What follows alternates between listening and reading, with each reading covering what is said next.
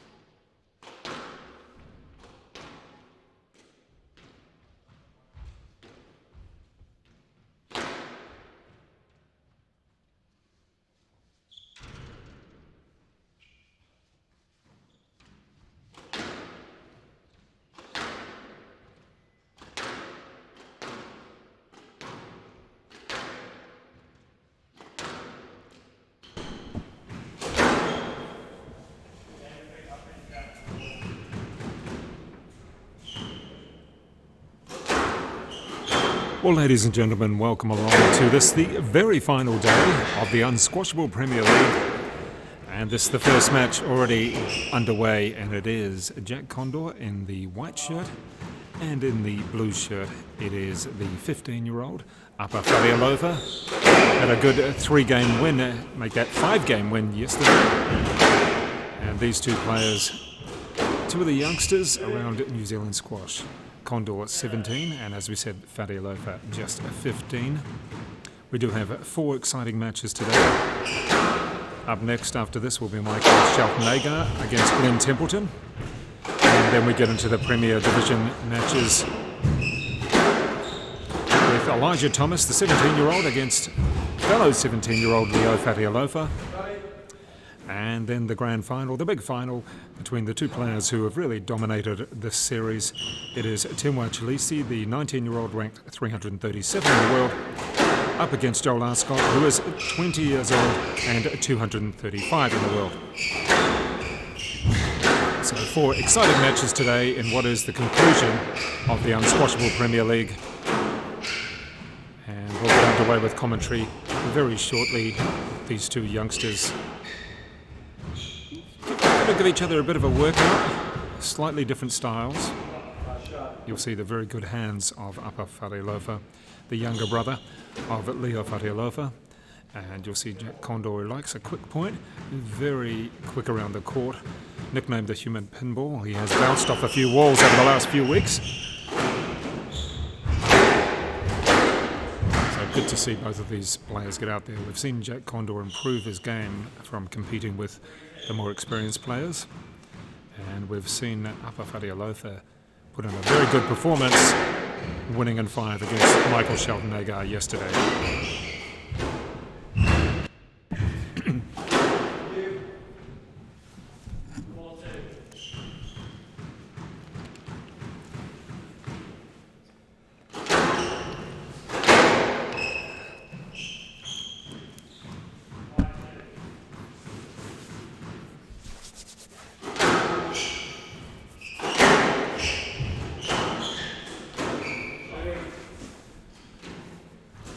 And we do hope that everybody who's watched over the last 4 weeks has enjoyed the squash. Feel free to make any comments, tell us where you are around the world as well. And just good to see live sport, and good to see youngsters giving it a go. We have a lot of young professionals here in New Zealand who, like everybody in sport and everywhere else, have had things disrupted. Good to see these players challenge themselves. We'll be joined very shortly by Joel Arscott for comments and commentary as we get into this match. But right now, the early stages.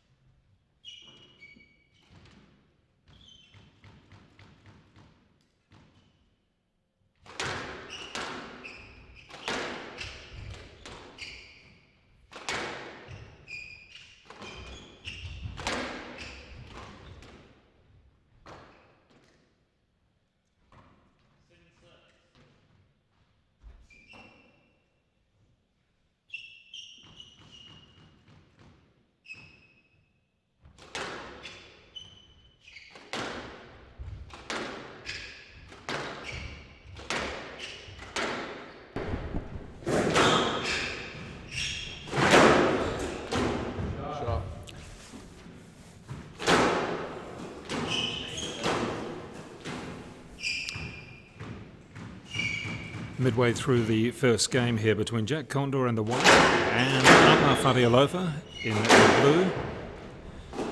And already we can see that because of these players so familiar with each other's games and similar in ages, Fatialofa 15, Condor 17.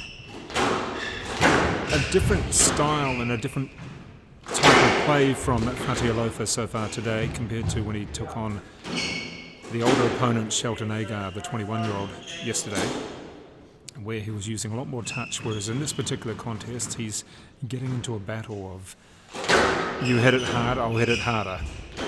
Let's see where he can change his style back up and revert to his usual style in the second game. Jack Conder taking the first game in a bit of a battle which had each player trying to out-hit each other. We'll see whether Fatialofa can change his style back to his natural game in the second game very shortly. If anybody's got an idea what we can actually call Apa Fatialofa and what his style is, we'll be happy to hear from it. And don't forget Michael Shelton-Agar against Glenn Templeton. Next up, Templeton does have a world ranking of 337, 18-year-old. Big lanky lad against Shelton-Agar, 21-year-old, the oldest in the competition. And that'll be followed by the Premiership games with the two 17-year-olds, Elijah Thomas, 257 in the world, Leo Fatialofa, around about 500 in the world, up against each other. And then the grand final, that'll be around about 515. Chileshe, ranked at 337 against Joel Arscott, just about 100 places further up the rankings. Should be a real good battle because Chileshe has won 2 of these previous tournaments and Arscott has 1 title so far.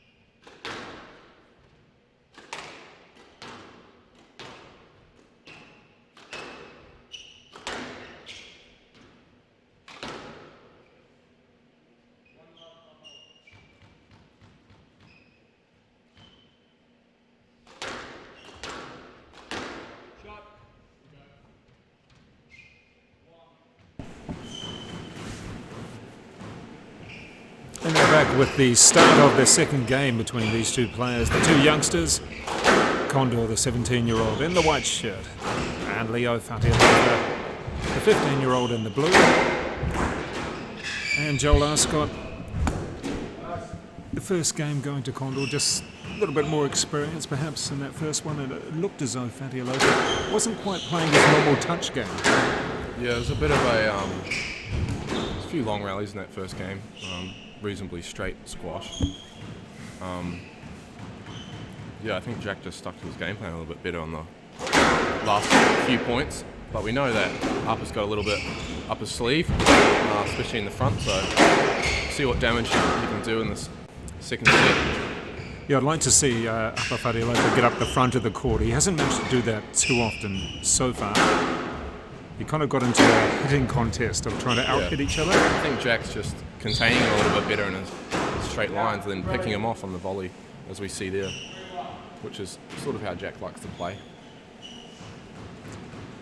Yes, Jack Conder, one of the improvers of the last 4 weeks, although yesterday had a bit of a struggle. And let's see whether he can come back a bit better. Fatialofa showed plenty of courage in the way that he played against Shelton-Agar to really hang in the game. There we go. That's what we expect to see. Didn't quite come off. Are you kidding? And great to have our friends in Australia tuning in right now. And all of our friends from around the country. Hopefully there's a few coming through from the Henderson Squash Club. which is Fatialofa's home club.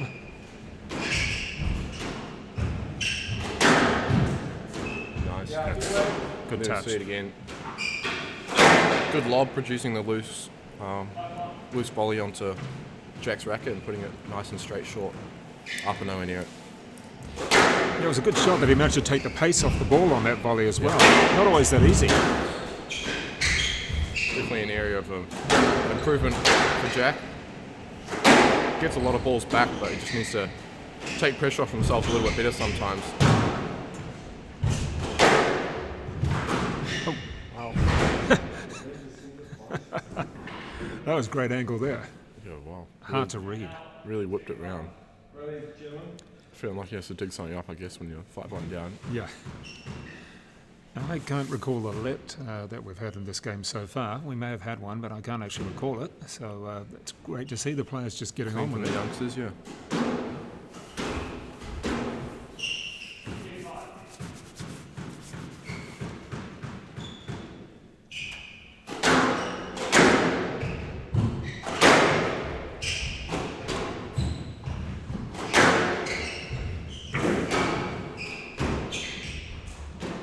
Sharp. Yeah, he's certainly keyed up today, Jack Conder. He's really seems to be quite focused. It's good to see him sort of focusing on his game a bit, trying to end on a high. Because yesterday he was a little bit off. I mean, Yeah. he wasn't let to play well. Didn't quite to be.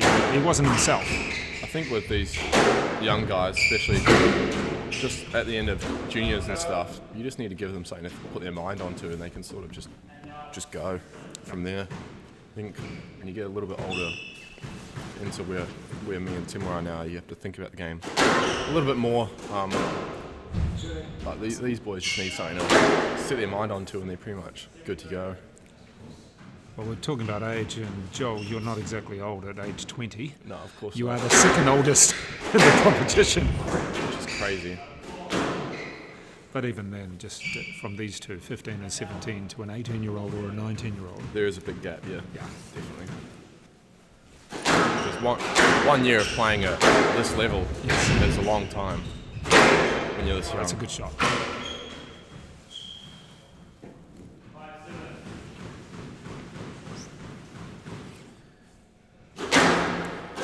So that's out. We have our friends from Australia, and I think we've got a Brazilian tuning in as well. So great to have Brazil and watching some squash around the world. Good pick up. Take your time on that one. Well done, Jack.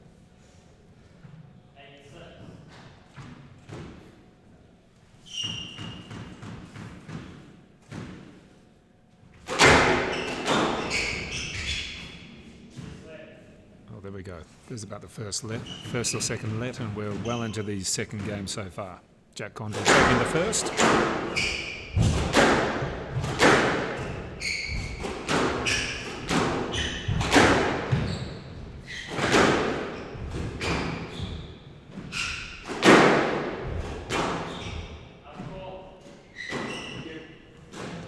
Good call there by the referee and by the players as well, indicating that to watch the point, or wait for the umpire's call.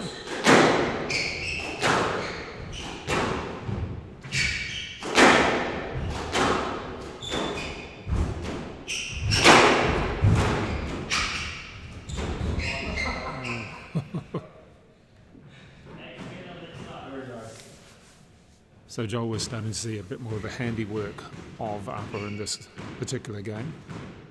Just that little touch that he can do. We didn't see it so much in the first. Jack's definitely loosened up though. Just needs to find a few more links. Too many balls on up his racket, allowing himself to be picked off.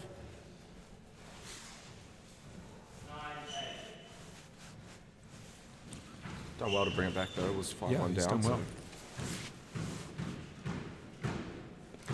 It's almost to me that Apa Fatialofa is one of those players who, from a long way down, similar to his brother, can come back and hurt you. Ooh, Yeah, I on the guess stroke. they both got their different styles, Upper and Leo. Leo's obviously a lot more attacking. Upper's a little bit more laid back on the squash court.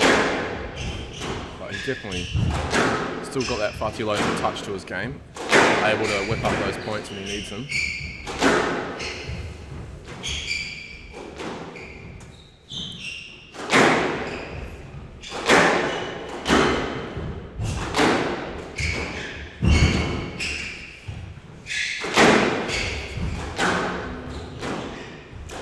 Nice rally. Big point here. And well straightened, great length. It's a great shot to hit it really deep down the backhand side, and the ball just dying a little bit. It's not that cold at the moment. We are at, what's the time?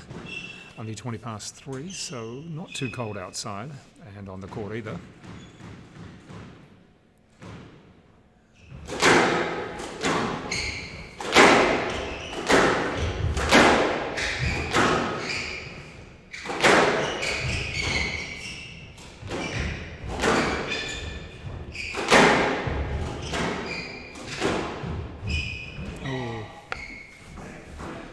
Was never going to come off on that one.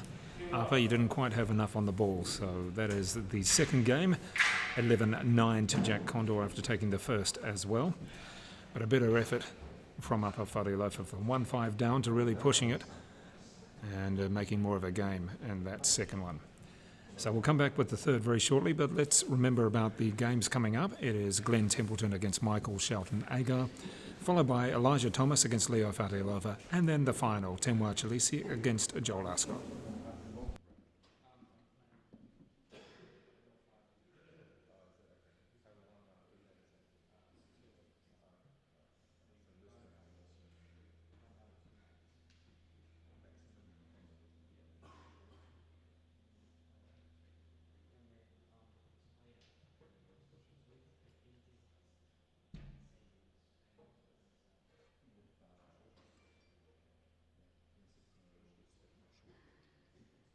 Clashes with Aussie Open? Australian Open. Squash. Possibly. Potentially. Yeah. Up to PSA actually. Just depends what they do. How about when do you think draw will be released for Northlands? Don't know. Tuesday? I Always can't even remember when they release things for When does it tournaments. close? It's been so long. Yeah, It's still exactly. open. Is it? So realistically, probably Wednesday, if it's still open. Generally they're pretty good. First game 9 as well. That was 11-6. 6. Yeah. Just having 3 points here and there. Yeah. Just mere details. But you're right, still showing it's open. If you turn the 6 upside down, it's a 9. 15 seconds. Where's Michael? Holy shit. Is he playing? He said that he's got a sore face. First time ever, bro. Time.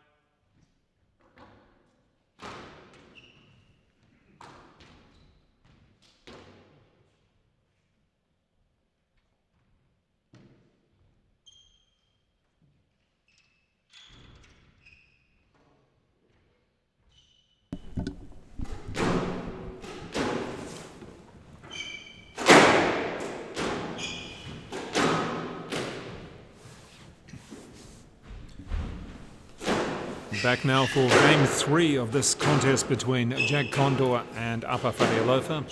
Conder in the white, Fatialofa in the blue. And the first 2 games both going to Conder, 11-6 and 11-9 through 18 minutes. Let's see if Fatialofa can conjure up something with his magical shots. At the moment it's a bit tough because of the fate. Joel was a bit scrappy up there, but in the end... Great exchange though. Yeah.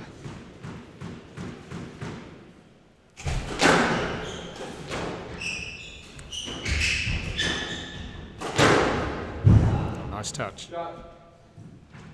Joel, we've got viewers in from Australia. Brazil, Singapore that we know of. Anybody else from any other countries, please let us know.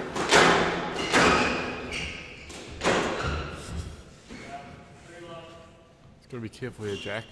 Apa's running away with 3-love lead. And feel free to come up with any of your thoughts as well. We have someone who has made a comment about the backhand swing of Jack Conder. What do you think of that? I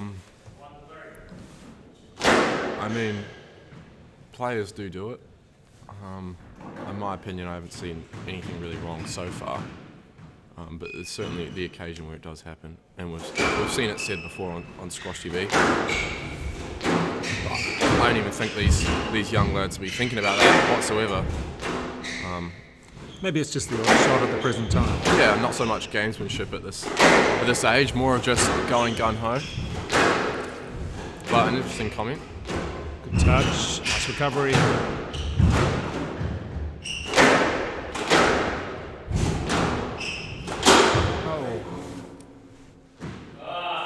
Was he trying just a bit too much on that Yeah, shot? definitely. Snatching at it. Just needed to place the ball where it needed to go. Oh, and great to have the UAE watching as well. We're getting really international at the moment. So fantastic that all the countries around the world coming through. Good play. Opting to play it there. Not many players would actually play that ball, just take the stroke. It's a little bit of a forehand chop at the ball, away from your body and letting it hit the wall and stay low.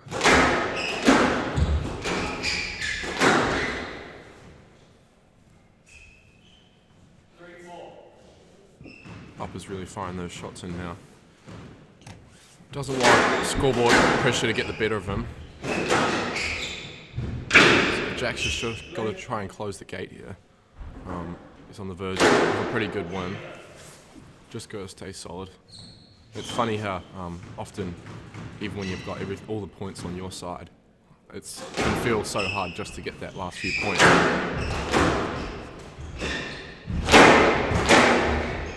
can see there's a lot of energy on those shots now from both parties. Just the intensity picking up a bit. Good shots. Oh, he's up. That tweener was going to be tough to get from there. Well, that's why we call him the human pinball, because he generally bounces off the walls. Sometimes he's pretty much impaled himself on them. Got back up pretty quickly then, but not to be able to come back and get it.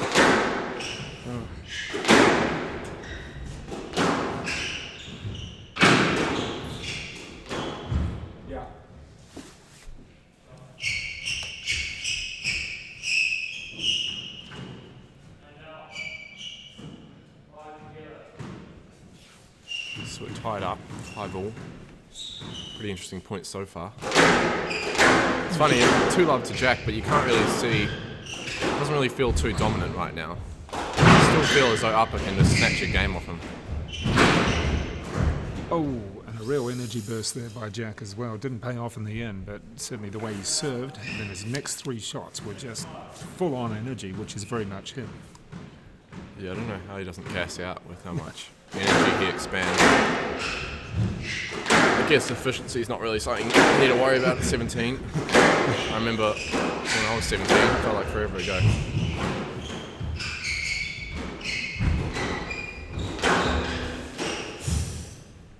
Just got the error there.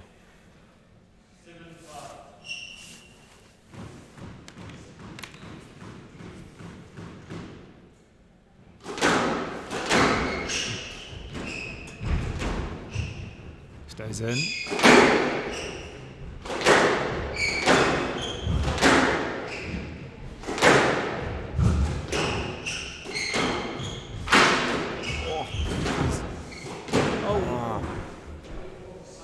Again, just going for a little bit too much on those shots, which are certainly there to be won.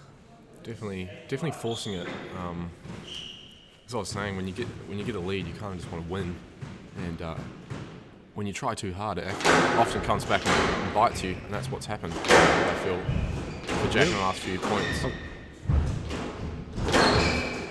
Oh, wow. Oh, the behind the back shot. We've seen a few of those over the last couple of days. And Airborne.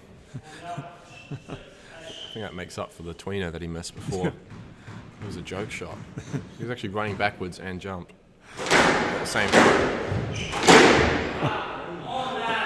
What goes up must come down. Yeah, he's wasted that from a trick shot which came off to that shot which was just too forced.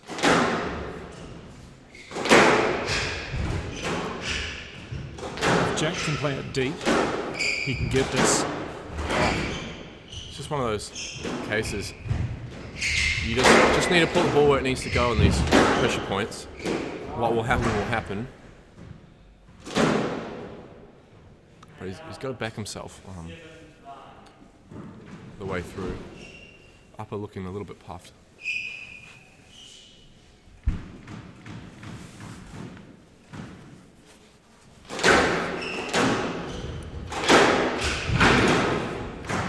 Oh, great shot. Yep.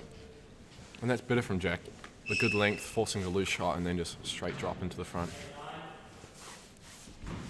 Really what worked from the first.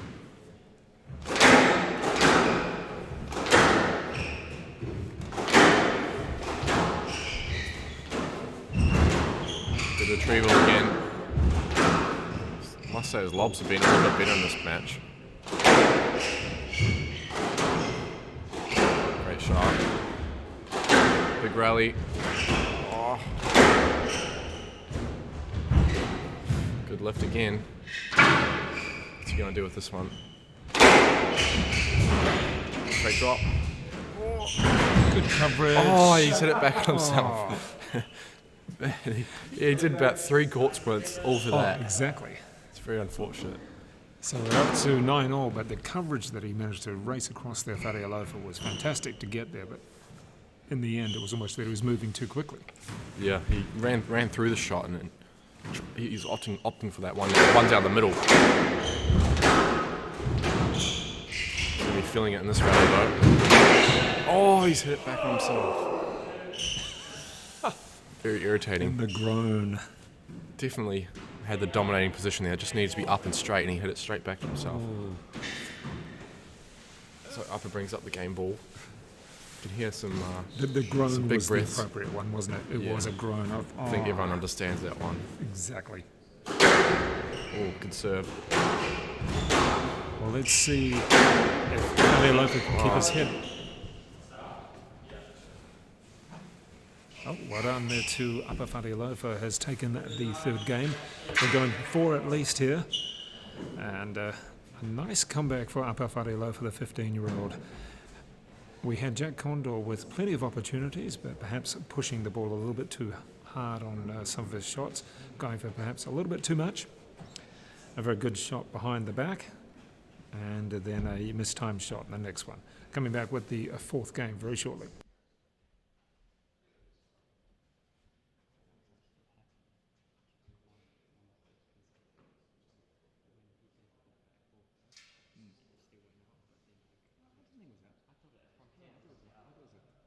Right from my perspective. Yeah, I mean, yeah, yeah. And then he stands right here and you can see.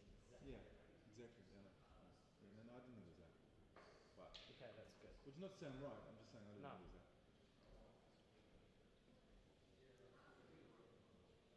John, do you think, do they already have this in some big events where they have like monitors, so when the ball touches the line, it beeps? Look, they've tried stuff with that. The problem is that all of those sensor type things, like they had the problem in tennis with the net, where they have that net thing. But if the ball goes really, really close, sometimes it can set it off. It doesn't actually hit it, but it goes close enough that the air from the ball triggers it. Yeah. So In squash, it's not as simple as it sounds. So, you know what I mean? Like, someone could bang into the wall and maybe trigger it, you know, and stuff like that. I mean, especially something like Jack, you know, he bounces off the hands, you know. So be good if they it can seems like, good with the forever growing technology. yeah, That would yeah. change. I mean, eventually they'll do something like that. They'll get some kind of. Look at some. Yeah, because since most professionals, it's really tight to the wall, probably get a few things in. is the thing, you know. I mean, it's just like I said, I mean, there's a lot of money in tennis, and they don't have any of the sort of long technology they use Hawkeye. But I mean, that's not perfect. It's close. Is Pretty good. Hawkeye just the thing about it's just the camera and stuff like that? No, it's where they model where the ball goes, you know. Oh, like and cricket. Yeah.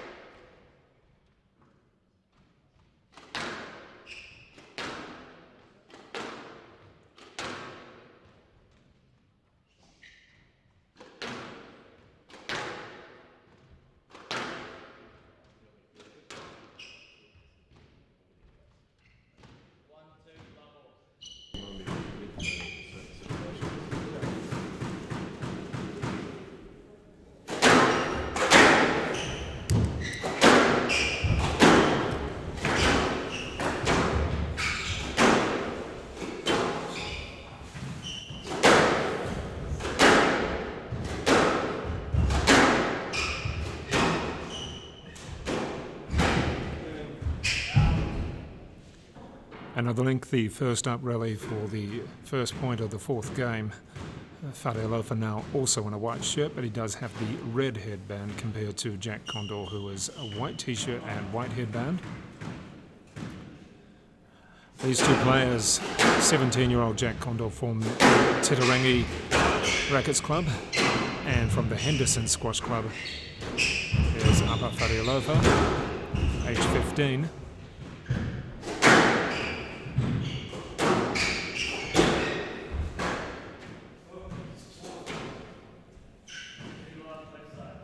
It was Jack Conder winning the first game 11-6 and the second 11-9, but Fatialofa came back to win the third. Not sure we'll see a fifth on this one, but Fatialofa has a habit of hanging in there and using his good touch, particularly at the front of the court.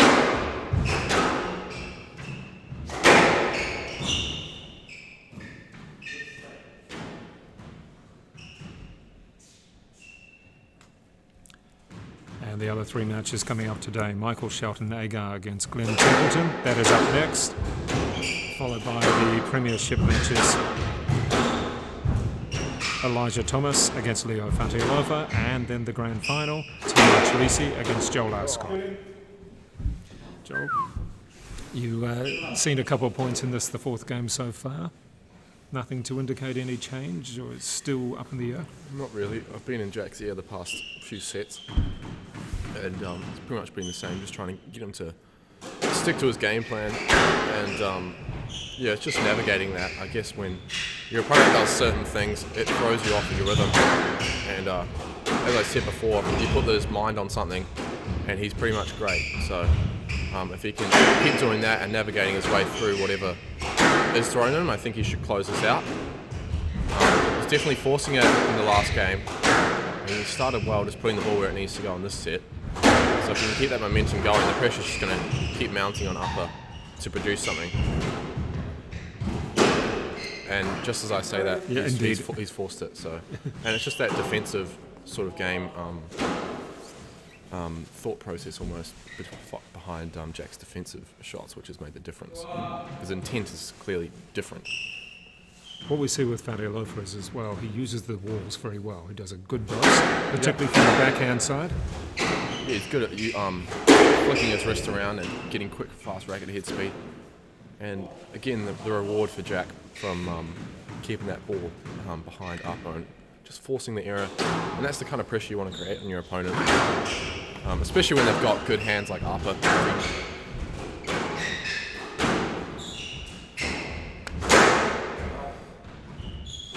So 3 in a row off the racket of Apa. I think that's a reflection of the good start Jack's had in this set. I think it was 2 long rallies and then just starting to fold a little bit. Oh, I think it's a fortunate error, really. When it pops out like that, they're pretty hard to deal with.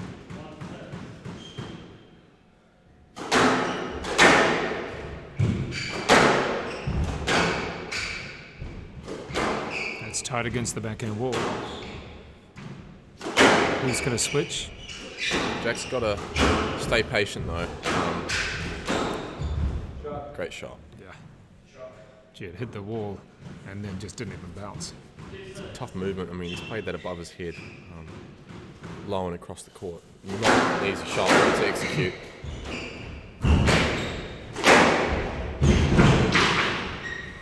There goes pinball.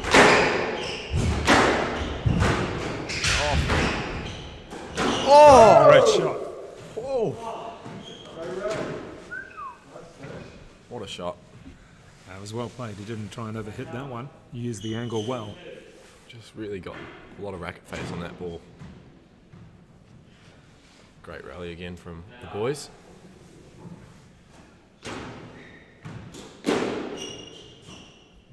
So a handy lead for Jack Conder. Let's see whether he can actually follow through. But there's that serve just really tonking at it. Oh. Touche almost on that one. Still got the 4-point cushion, so got to be smart about it. Yeah, there's no need to try and force a 4-point cushion. Work it. No, it's just that consistent pressure that adds up. Just kept a minute there. It's good squash there from the boys. Yeah, a couple of youngsters really going at it. They're familiar with each other's games, and they really want to finish off on a high. I don't think the scoreboard actually reflects the good level of squash we've seen at the moment. A little bit of a laboured movement there from Apa into the front left. Maybe feeling the effects of those couple of those quarters he was doing just earlier. And anybody watching will see the explanation from PSA SquashTV, why and the reasons for no protective gear for players that are under a certain age.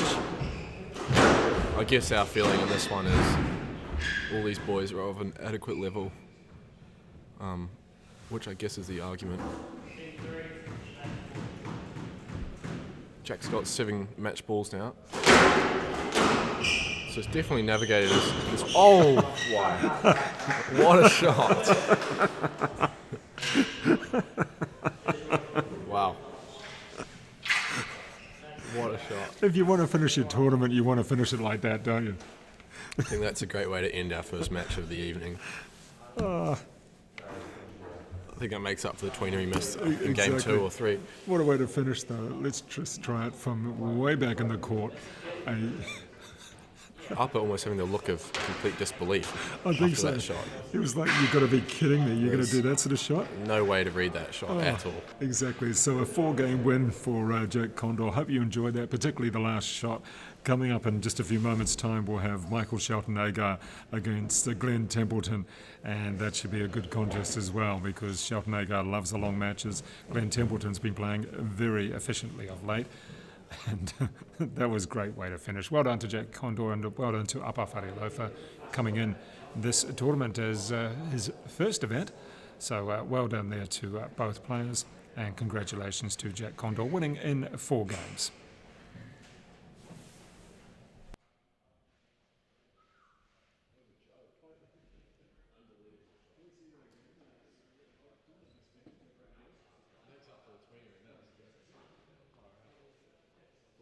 No, he had that one thought out for a while. Like, you try and finish on one of those. Think about so many game balls. Yeah. Can you ask him a ref? Thank you.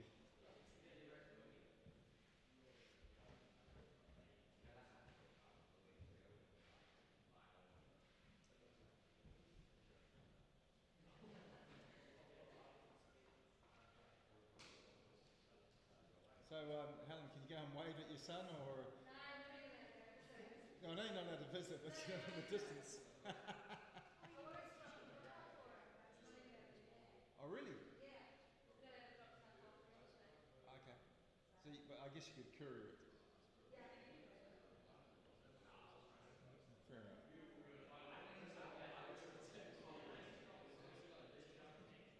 It's not really quarantine, I guess, if you can. I get it.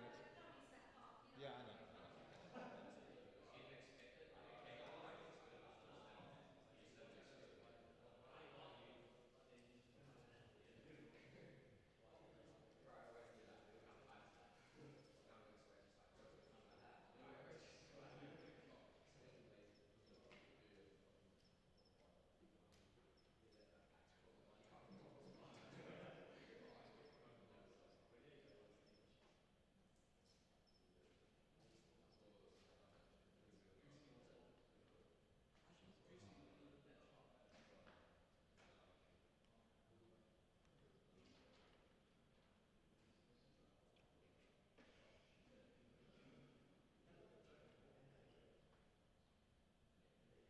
Next on.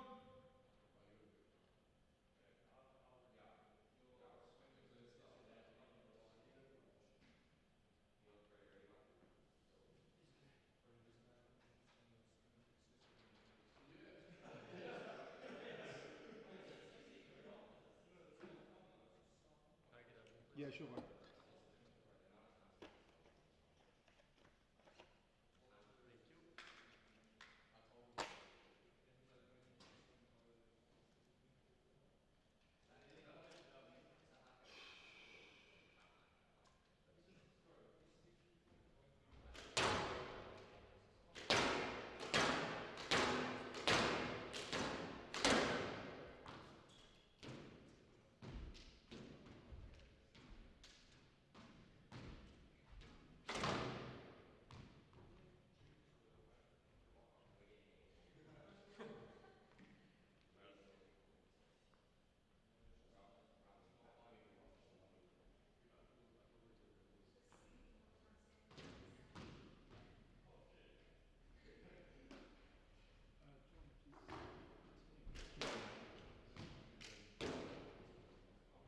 The panda.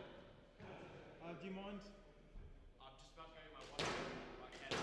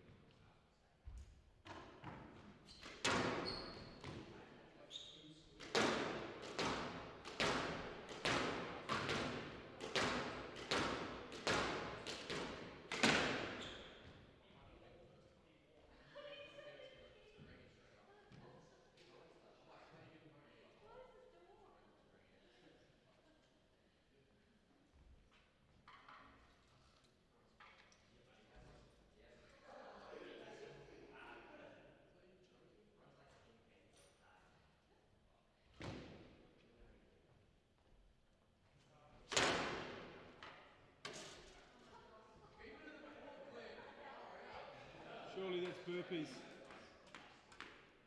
Surely.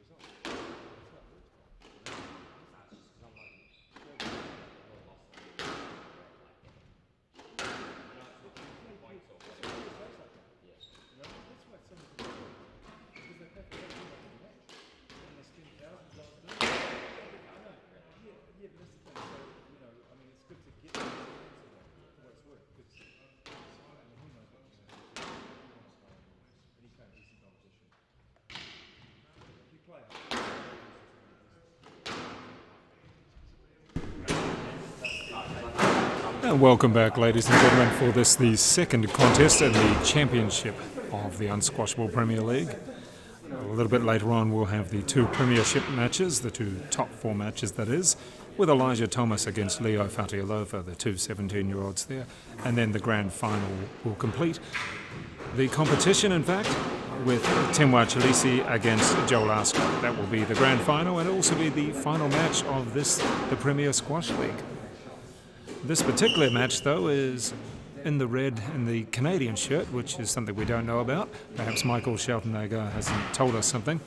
But that is the 21-year-old from the Remuera Rackets Club in Auckland. And Michael Shelton-Agar up against the 18-year-old, the very tall player from Bay of Plenty. He's ranked 337 in the world, is Glenn Templeton. Had a good win yesterday over Jack Conder in straight games, whereas Shelton-Agar had a 5-game loss to Apa Fatialofa. And you'll see Glenn Templeton there in the blue with Bay of Plenty written on the back. That's his home region. And he's also from the Catty Club, although Henderson Squash Club in Auckland are also claiming him. Expect with Templeton that he may not look as though he's moving that fast, but he gets around the court very well. And he's a big lad, probably about 6'4" maybe, something like that. So let's just watch this game. And for Jack Conder, well, he's on the marking right now. So straight from his win into the marking. What you'll see from Shelton-Agar is slightly unorthodox shots at times. Quite often he looks as though he's down the match and is still able to come back. We'll be joined very shortly from one of the players, Chileshe. He may actually just be doing his washing. He does live on site.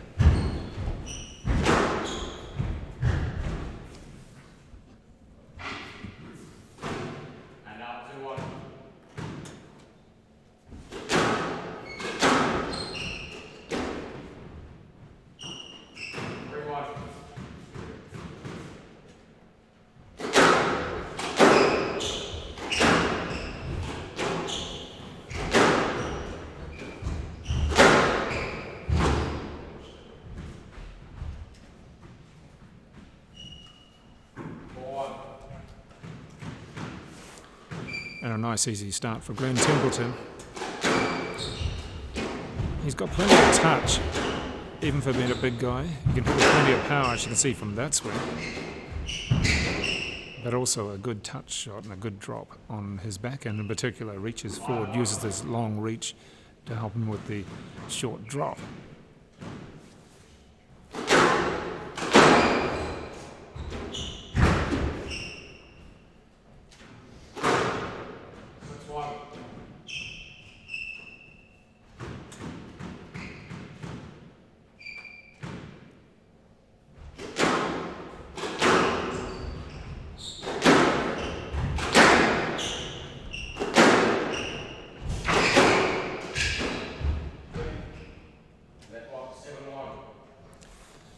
Well, you can't ask for a better start than this.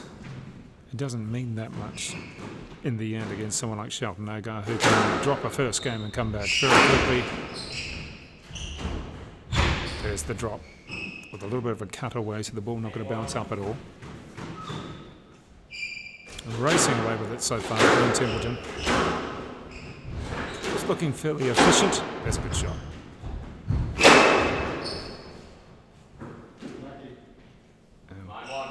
Well played to Templeton so far. Let's see if we've got any of his regular supporters out there. Katie Templeton from Katikati Club. I wonder if you're going to come through shortly. Fernando Joe Joyce.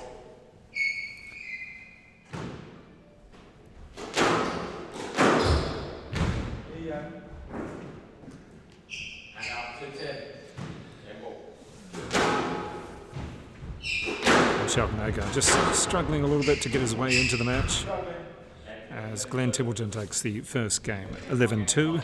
Pretty short fire fashion as well, under 3 minutes for that one. So 11-2 and Templeton playing his third match so far of really efficient squash, not doing anything in particular out of the ordinary, but just playing it straight. And it has worked so far, 11-2, and that the first game against Michael Shelton-Agar.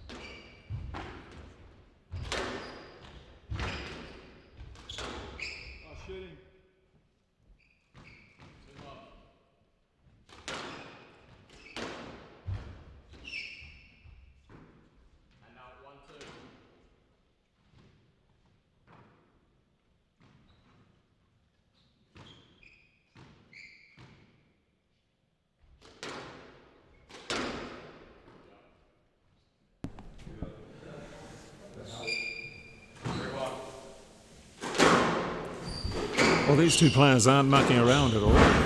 The first game to Glenn Templeton, 11-2, was in just under 3 minutes. Second one, well, stuck in already. And Shelton-Agar, well, he's got the big lead now. Not really too sure what's going on there. Both players don't seem to have been able to get into much of a rally. And then you get a little pat down like that one from Templeton. We'll see what happens now.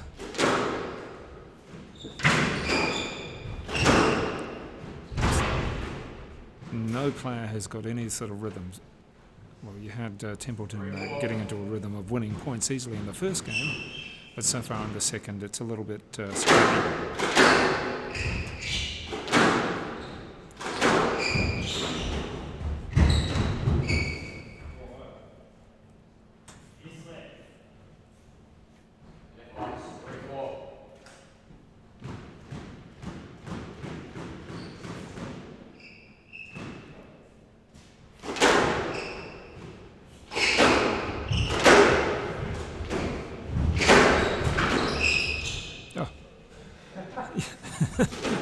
one of those shots. It was played right in front of Templeton, but stayed incredibly low and difficult to pick up.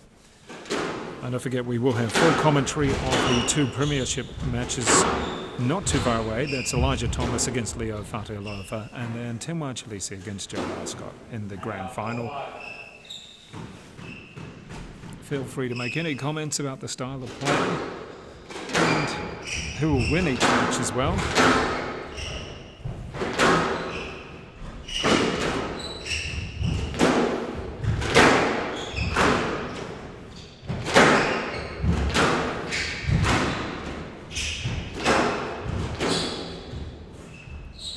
Probably the longest rally of the entire match so far. Good depth there from Templeton. Let's see what he does. Just chops it away. It was sitting up saying, hit me, put me away, and he duly did so.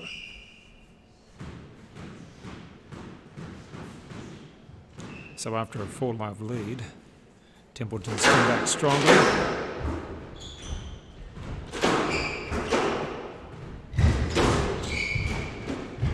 And if you're expecting long rallies, well, this is perhaps not the match to actually watch. The next match will be, well, you'll have some shot making from Leo Fatialofa, that's for sure. It'll be in the grand final. We'll actually see the longer rallies and wearing each other down. Great to have you joining us, Winona. Just wondering where Katie Templeton is.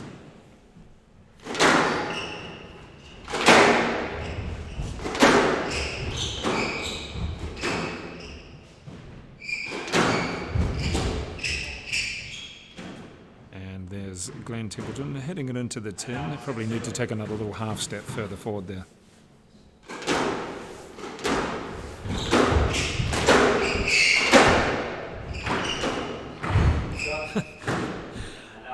There has been a lot of shots here. There's been a lot of winners hit. We haven't seen the controlled rallies as yet.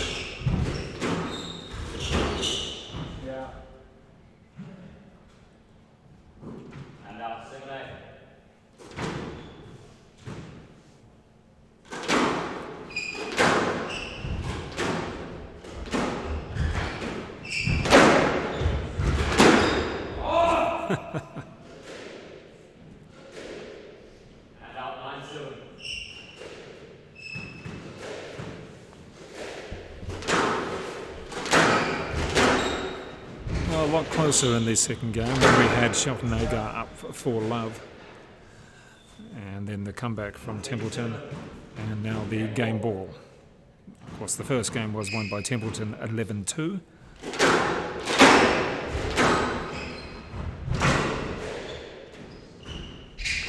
And you can see the check there from Templeton, which way was Shelton-Agar going to go. Whichever way he goes, I'm putting the ball the other way. So that is the second game. And Glenn Templeton now 2-love up against Michael Shelton-Agar. The first game was 11-2, and then the second a little bit closer there with Templeton playing some very efficient squash for the third day in a row and looking to finish this tournament on a high. We'll come back with the third game very shortly, and don't forget we have game 3 and game 4 coming up. Elijah Thomas and Leo Fatialofa.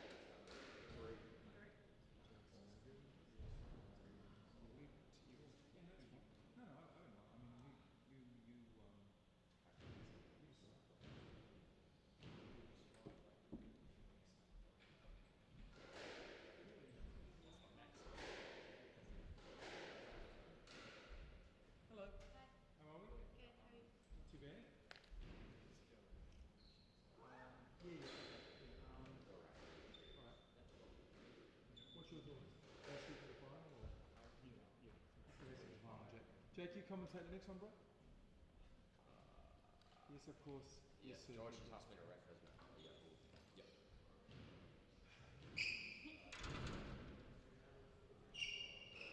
Good lad.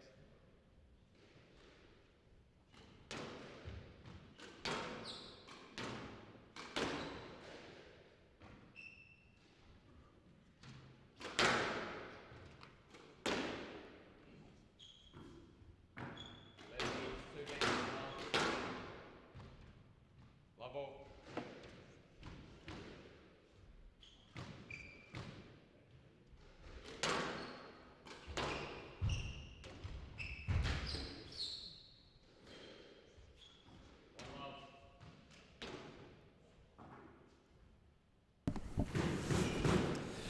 Right, well, Teamwork Chileshe, thanks for joining us. It's been a bit of a race through. The first game took under 3 minutes. That was 11-2. Oh, really? Yeah, I think you were doing your washing. Yeah, I was doing my washing. We'd have picked it up. And the second game, well, that was a little bit longer. That was, 11-7 to Glenn Templeton. Okay. He's these last couple of days, he's actually seemed quite relaxed. Yeah, I think. He's just I always thought it was going to just take one tournament for Glenn to sort of get back into things. Mhm. Yeah. So this doesn't surprise me, I don't think. And he's played very efficiently. Guys, just give each other the ball. That's cheeky. He hasn't done anything too spectacular. He's just gone on with the game. It seemed quite efficient. Yeah. Yeah. Oh, nice pick It's up. like a dead ball. Another pick up. It's almost like both of these guys are just in cruise zone. In cruise control. Yeah, it is. Yeah. Glenn never seems to change his mood really. No. If he's losing or winning, does he? So it doesn't really surprise me either. A nice ankle. Oh, Good. that's good. And thank you very much to all the supporters around the country. We've had Let's Go or Let's Go. I'm not sure how I'm going to say it, but also people from the UAE, Brazil, Singapore and Australia so far today. So thank you for joining us around the country and around the globe. Sure. So as it comes up to the grand final, as we'll call it, for you, Tim, it's been a long journey of 4 weeks. Yes. And is it part you want to get it over with, but part you want to win? Yeah, definitely. I think I always want to win. Definitely want to win more than getting it over and done with. But Yeah. I think I'm looking forward to the battle today. It's going to be our third time playing in this set of tournaments, so it should be good. Yeah, so in the 2 other times, who's won those? Which way has it gone? You've got both? Got them both in 4. Yep. Yeah, that's right. Got them both in a pretty tight 4. So, But you always know it's a battle because you it's guys always know a each battle, other. yeah. I don't think we've ever beaten each other 3-love. So we always expect a battle when we play, yeah, definitely. So it should be good. Yeah, it'll be exciting to actually have a grand final between the 2 players who have won 2 tournaments previously for you and 1 for Joel. Yeah. I think we both had quite a hard road to the final as well. He had a big 5-setter last night, I had a big 4-setter, so it'll be interesting to see how our bodies handle it. Oh, great shot. Yeah, jamming his racket against the wall there, Yeah, but still he getting loves that enough on it. 3-wall boast, doesn't he? Yeah, exactly. And even just the running the ball down, it was loping after the ball. When you're that tall, you can lope after the ball and get to it. Oh, good pick up. That was almost a trick shot there. Yeah. I'm not sure if you were here to actually see Jack Conder with his finish. Oh no, I saw the under the legs boast. Yeah. That was crazy. That was ridiculous. I think Apa was just looking and going, "You're kidding me, Yeah, I know.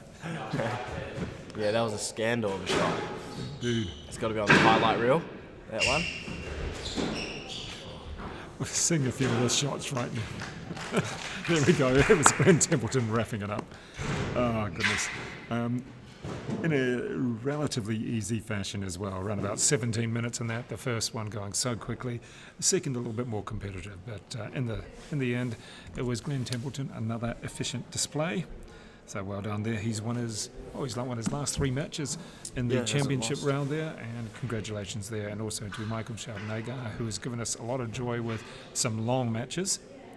And yeah, he's really got out there and competed, even with some slightly unorthodox shots at times.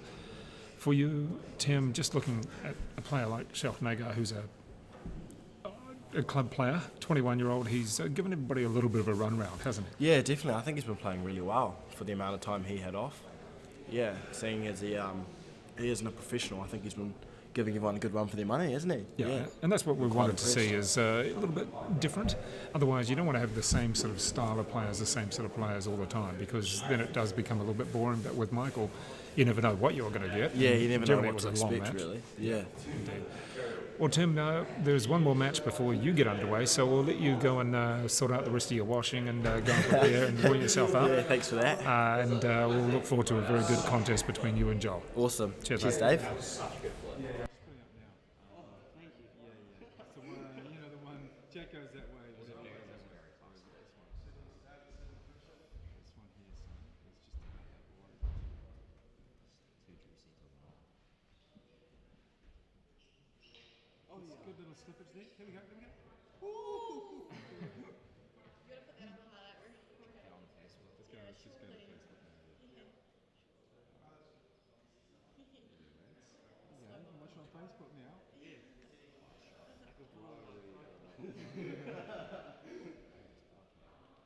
What is your handle, son? What is your handle? My Facebook. Yeah, you live there. That's you there, right? Yeah. So, yeah, those are yours. Send to me.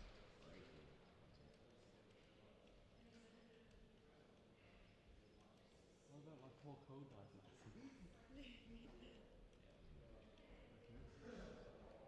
Get started. You're not on this, eh? Jack Conder? Am I?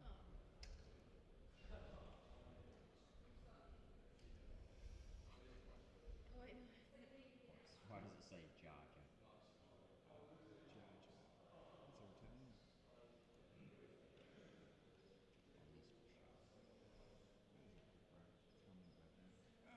Is this on Facebook? I can edit it later. No, it's not. Yeah, you just go enter. Yeah. Yeah. Surely some kind of humorous emoji. Cheeky taxi. Put a taxi in there. Okay, here we go.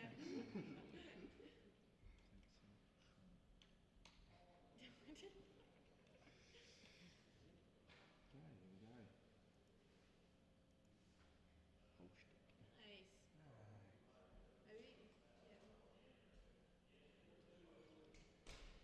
Yeah. Shot nice. Right, I'll check if I can put the. It should be. Oh, it takes a little while to process actually. Don't it? That's a good. That's a good. Oh yeah, it takes It's a like a decent couple of size minutes, file. to It'll like. take a few seconds to process. How's your mate Uso? That's Mason. Is it? Yeah. Uso and Esco. That's Mason. Mason, I'm like, who else would name this? And he was like, who would you think it is? I'm like, Is this some guy commenting about my swim? Yeah, it's like, who's that chopper? Chopper Conder. Don't call him Pinball. Yeah, we're not quite that bad there. That's good. Actually, it wasn't that. Yeah, it wasn't that bad. He's getting a bit carried away. It wasn't that bad. Alright, Leo, Elijah, who's going to win that time? Okay, don't answer that question. Are you coaching? Are you coaching the lad or what? Answering that Oh, you have no idea. Leo and Lance. Right. He won't listen to you. Okay. But you listen to him though, sometimes.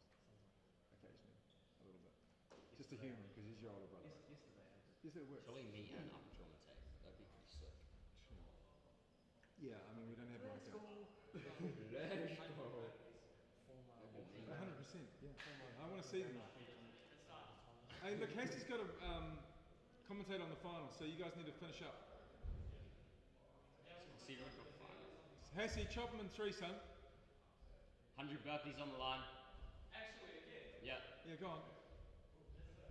He's going to complain about his sore feet, so it's easy. 3 love, no problem. Piece of proverbial.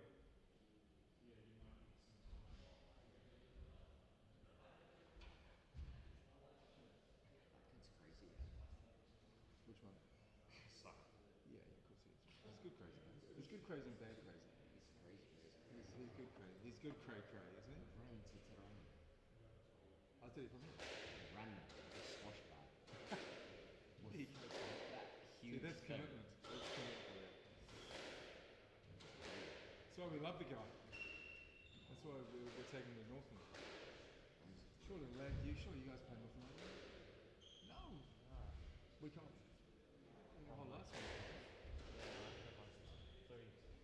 We love that. What is the next one? Surely no. My next one. No, Let him play North Island. Where's the comp for you? What age group are you this year? I'm basing the game. Oh, okay. Yeah. I don't think so. That'd be good. He hasn't been playing yet. What's he been doing?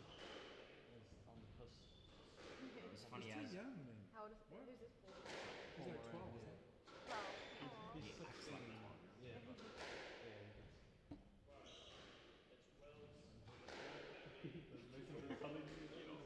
but I got my sister at that age as well.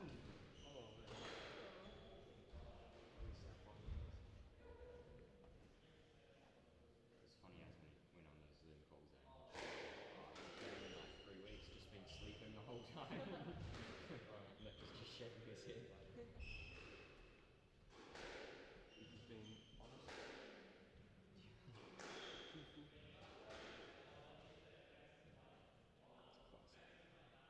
Oh, that's so nice. See, that's one word for it. Shush, wait, do we have time? Do I have time for now? What time are they on? Yeah, you got time. 10 minutes, hurry.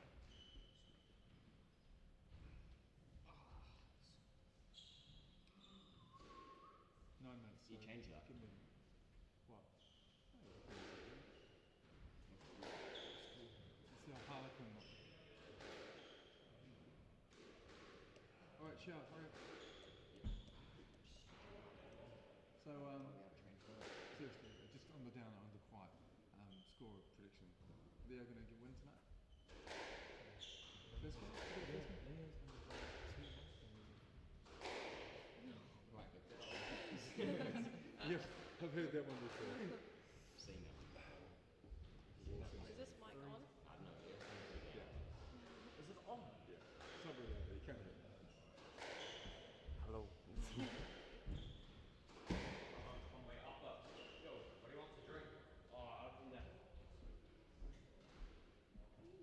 What are you up to, man? Prediction? That's very good. Cool. It's safe, isn't it? It's a safe bet. That's what I say every time you do it. I don't every time. Yeah, true. No, I'm not because I'm just that's the safe bet. If I had to bet, that's what I would bet.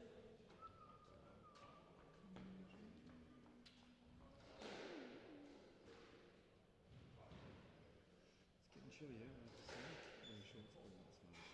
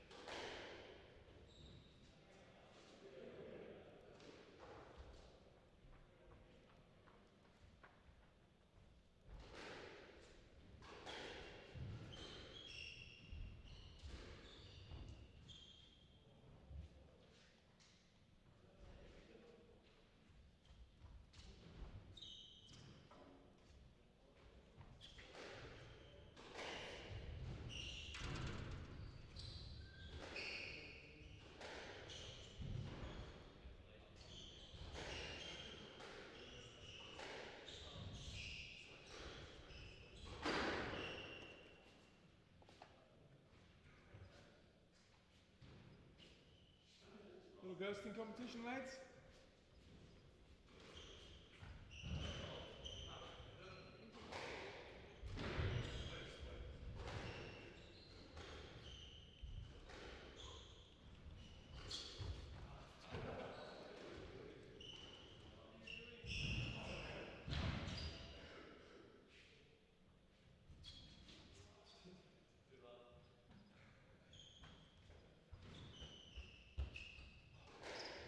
Oh, cheers, man.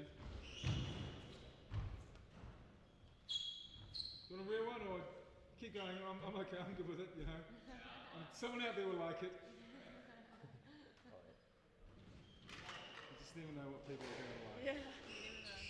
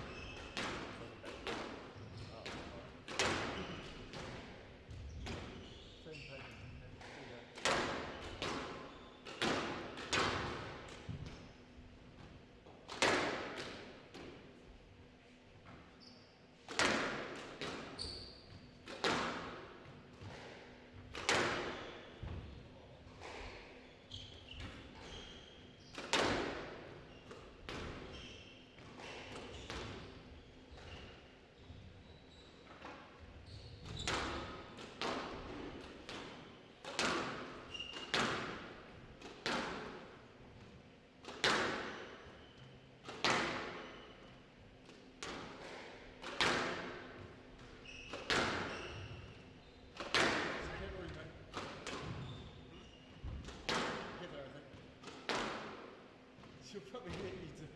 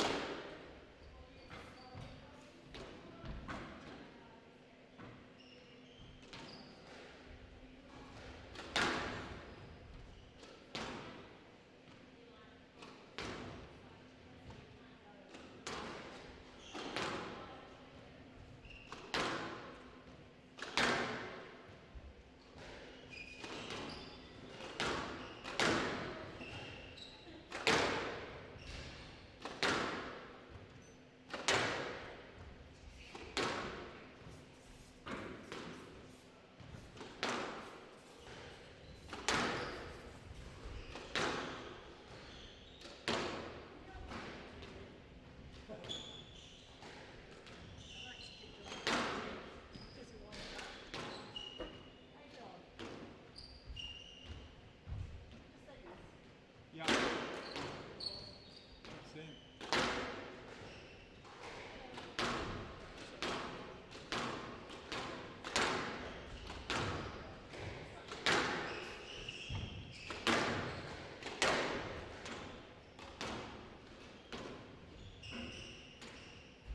Guess what this screen at the moment?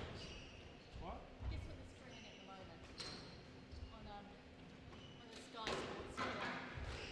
Is it British Open final between Paul and Semi-final. no, the final.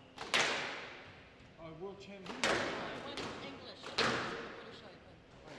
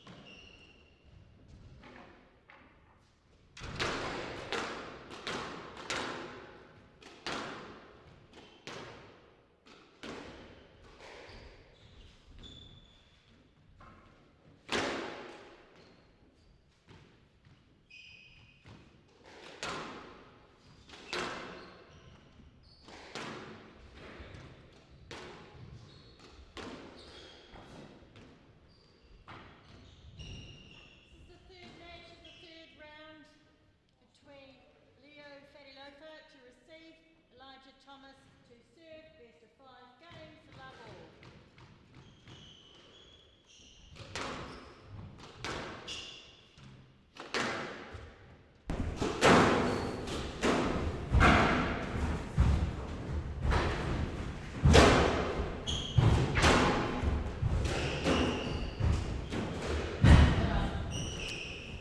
And welcome back for this, effectively the third and fourth playoff.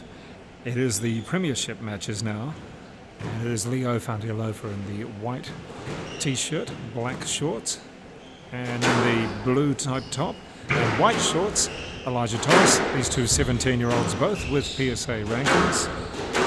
Elijah Thomas 257 in the world, and Leo Fatialofa around about 500 in the world.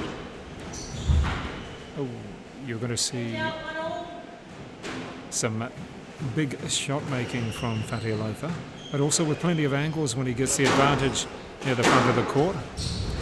Elijah Thomas, a very structured game. Could be some of the coaching from Carol Owens, the former world champ in the past. Whereas Leo Fatialofa, the older brother of Apa Fatialofa, who we saw earlier today, Leo will hit some amazing winners from positions of the court you never expected. A very cool customer and a prefect at Auckland Grammar this year, his last year at high school. Elijah Thomas was at Auckland Grammar, but he's now at AUT. So two young players who, in the senior part of New Zealand squash, are making an impact as well. Nice shot there from Leo Fatialofa, the backhand, putting it deep into the forehand corner. Too tough for Elijah Thomas to get back. Elijah Thomas made the final of his first satellite earlier this year. That was at the Henderson Open, the PSA satellite tournament. Lost to Evan Williams in the final. But at least playing through to get there and experiencing players from different parts of the world. So we have one prediction that is through, and that is for the white shorts. That's Elijah Thomas in 3. Okay. Well, it's always tough to beat Leo Fatialofa because you never know what he's going to do next. Sometimes it's hard to believe he knows either. So if anybody else has a different prediction or wants to echo that thoughts of possibly 3-love to Elijah Thomas, feel free. And we have our spectators, viewers from UAE, Brazil, Singapore and Australia. No doubt some from New Zealand as well. In fact, we have had the Hawke's Bay come through. So let's just see if the steadiness and the cool, calm approach from Elijah Thomas can counter the shot making from Leo Fatialofa.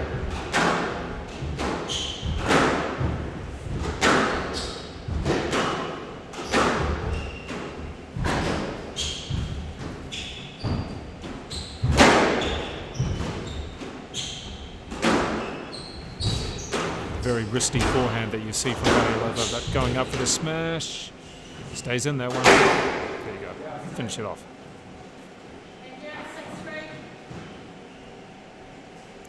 And from Detroit as well. My goodness, we do have, and Canada. That's great to have a real international lineup of spectators. Thanks for coming through and thanks for watching. We've got Mexico coming in, most of America at the moment. Just watch that confident approach. Taking the ball on the forehand volley, keeping it nice and low. Fatialofa can certainly cover the court.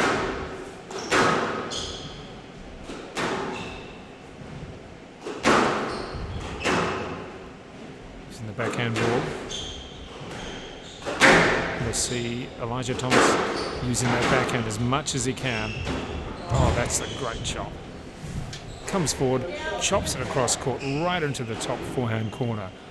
It's a favourite of Leo Fatialofa, and it's very difficult to counter. And joining me very shortly is Jack Conder, who had a good win over Apa Fatialofa earlier on. He's actually doing everything. He's played his match, he's done some scoring and refereeing, and he's about to do some commentating from this 17-year-old.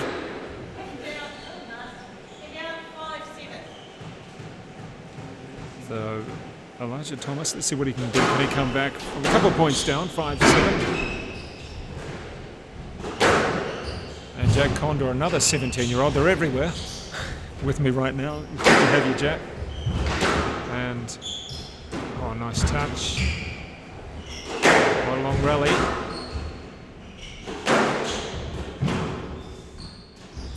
Oh, there's that shot again. He's done it twice now in the last couple of points, Jack. It is a great shot. They're kind of laughing about it too. That's one of those things you almost have to laugh because You have to congratulate sort of shots like that. Exactly. Well, you did it on the last point. Yeah, with your I think twin. that was a bit of luck, but most of what Leo goes for, he's actually going for. He doesn't get lucky with them. Oh, nice shot. That's good control there by Elijah on that one. The thing is with Leo Fatialofa's shots is he chops it from the backhand side so deep. He's stuck in the corner almost. Yeah. Good burst. I don't think you think he's going to do it.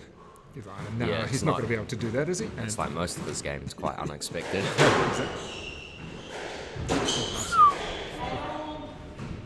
Almost. What about the difference between Leo and Apa? You played Apa 2 years junior. What did you think? Apa's only 15 years old? Yeah, so he's quite a bit younger than Leo, but I think at the same age, they're quite similar level. But I think he just needs maybe another year or so, and he's going to improve a lot. He's a really good player for only 15 years old. Compete with us older guys quite well, so he's got a really good game. He's Apa hard to has a play. good forward game. He wasn't using it as much, certainly in the first game against you, that you were getting into I can hit it harder battle. Yeah, But that is sort of something I'm trying to stop hitting it as hard and lift it a bit more, but generally against Apa, that's sort of the game plan going in, is to try and just make it fast paced and try and take all his time away. But yeah, he's really good at the front. There's one backhand flick which he got me on, which was quite good. Well, didn't quite come off that time for Leo Fatialofa. But he has a game ball though. Now someone's coming through with more predictions. We had someone, one of our viewers say 3, and now we've got someone else saying 4. That they're both saying Elijah. Haven't had anybody saying. I have a bit of faith in Leo. Yeah, I think he has quite a good chance. He's been playing really well the last 2 weeks. Yeah. Short. He's going short. Come on, short or long? Surely short. He's taking his time. Oh, it's going long. It's fun. The short and long is a bit of fun. Yep. With the short, it's win next point. With the long, let's go up to 13. Definitely in the 5th game, it's something which is really good to see.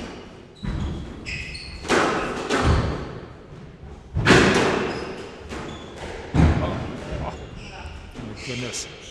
He did a lot of running then. Yeah. Well, you had the short or long. Was it in the 5th against Shelton-Agar the other day, or was that you?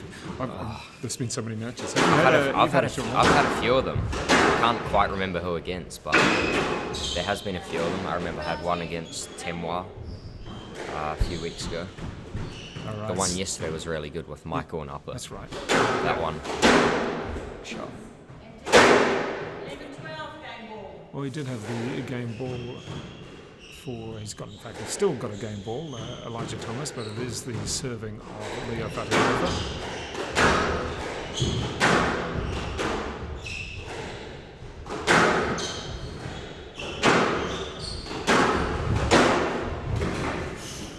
And this time takes it. All right, so there we go. That is Elijah Thomas taking that one in a tough contest. It did go to 13. And that was after the short and long. It was Fatialofa who was able to call long. And again, 13-11 to Elijah Thomas. First game going his way. And we're still getting predictions through. There's another one, 3 for Elijah Thomas. I guess you got a good start so far. So give us some more predictions. Come on, you can be a little bit more. Thomas in 3 again. Gee, you're saying that after he's won the first game. It makes it a little bit easier, doesn't it? Yeah. All right, we'll come back with the second game very shortly. Probably not. There's a guy trying to be distant referee, but I think he's passed everything. If he needed some passes, I would have got out. But just like a little bit. Have a through one, you go down there.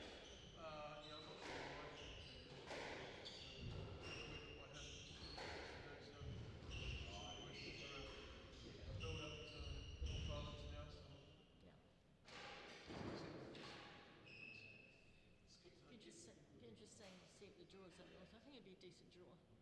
Yeah, it should be. Just, I was thought about like tossing it, but I was like, oh, another week. Not being rude, it's just like, oh. Fair enough. We'll see. Yeah, I won't be going Friday night anyway, no, that's I'll just. Yeah. Shit. Sorry guys, time.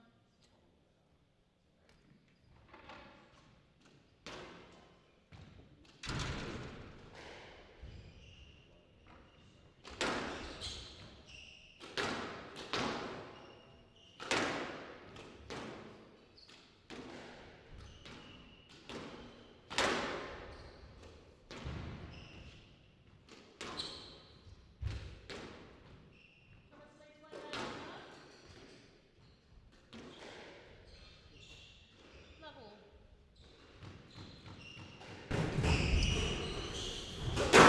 All right, so the first game going 13-11 to Elijah Thomas after Leo Fatialofa took the long option, which means winning up to 13, not the short, next point wins. And in the first game, it was Fatialofa doing this typical thing. Usually he starts really fast and wins the first game, albeit it was very close this time. And then sometimes fades a little in the second, staying in. Oh, Shot. Lefty rally, the ball not quite on the bounce. For you today, Jack, you played a good, you played a good game against Apa Fatialofa there. You must have been pretty pleased with. Yeah, it's been a tough few weeks playing all these high-ranked players. So, you know, you're not... Personally, I'm not used to losing so many matches like that, so it's quite... Because you're not playing... I'm not always playing, like, you know, these PSA players, but... So my confidence was down a little bit, but it's good to get a win. Just makes you feel a bit better. Would you say that you've improved over these last 4 weeks because you've been playing a variety of players? I think it has helped, but you know, you don't have. I think it's good. You don't notice it when you're on court, but when you go and play players of your level or below you, then I think that's when you start to notice it, because when you've played the guys like, you know, Joel, he just takes all your time away and takes everything so early. So then when you go and play someone else, you know, you're more used to that and it's easier.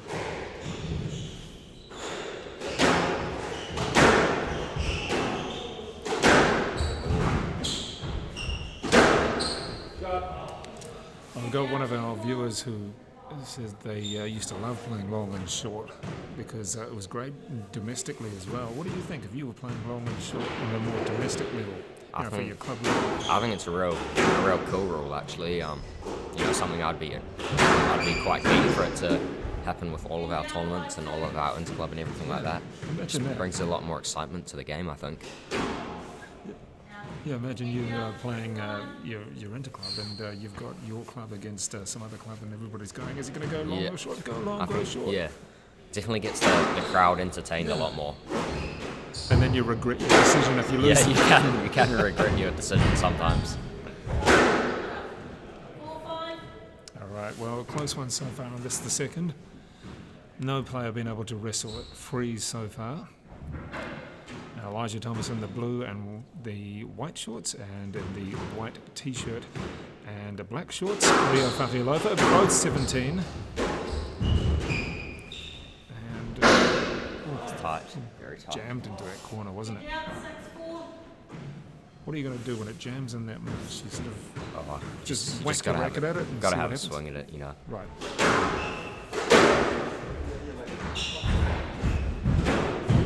Oh. Great recovery.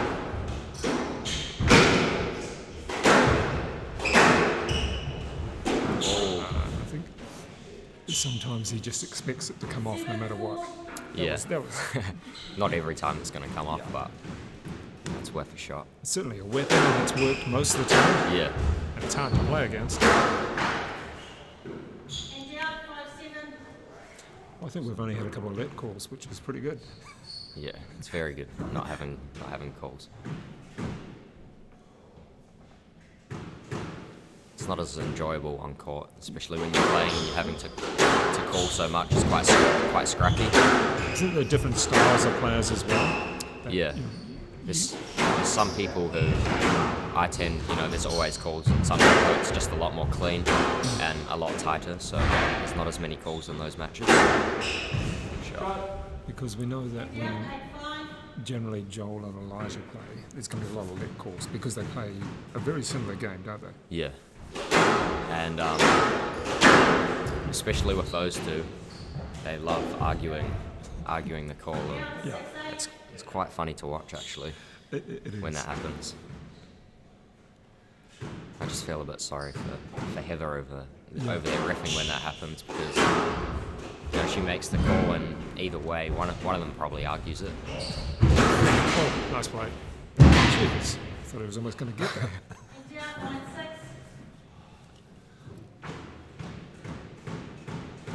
So this game so far has been what we expected from Elijah, very solid. Shot. 10-6, game ball. I think halfway through we get Leo realising what he's done in the point, like, I don't know how I'm going to come back from this one, even with my talent. Yeah. And down 17, game ball. So plenty of opportunities for Elijah Thomas to take the second. He took the first 13-11. Kind of what we expected, the flair of Leo Fatialofa against the steadiness Very and steady. the game plan. Sure. Ooh. Did he wear it? Cheeky shot down the middle there. Called him out.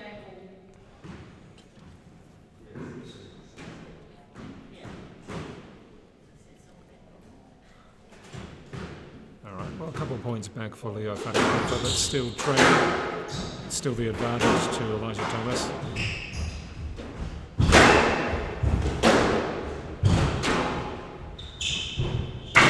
Oh. Nice played into the backhand.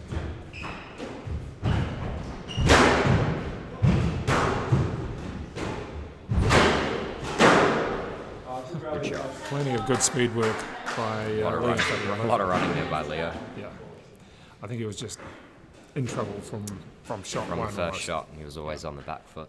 Yeah. Just had to cover that next ball. So that is the second game to Elijah Thomas. Leo Fatialofa is going to have to come out and do something special, which is quite often the case. But it is Elijah Thomas taking the second game and moving ahead in what is effectively the third and fourth playoff of this Unsquashable Premier League. Don't forget, coming up very shortly, we'll have Chileshe against Joel Arscott in the grand final.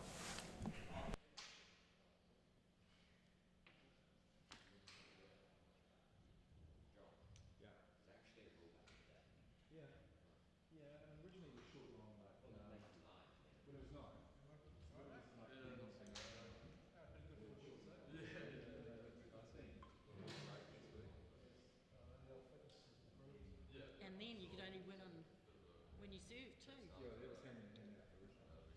can only win a point if you're serving. Get two serves as well.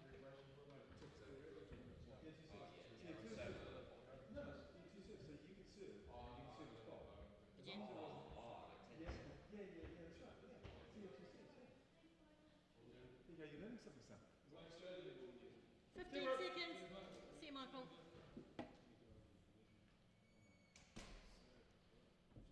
God, I remember those days when I just first started playing. No, I like the call. It's just something different. It just tells a story, yeah. doesn't it? Not everyone likes it, but you know, for something different, why not? Different, exactly. Time.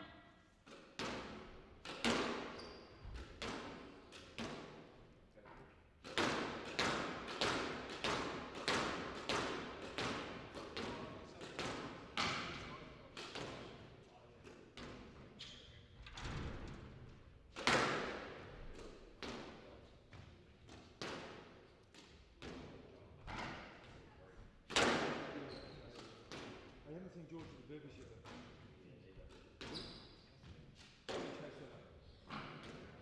Thomas leads 2 games to love.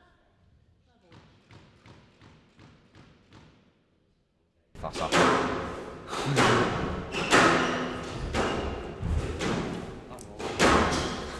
Back in for game number 3, and it is Elijah Thomas leading by 2 games to love.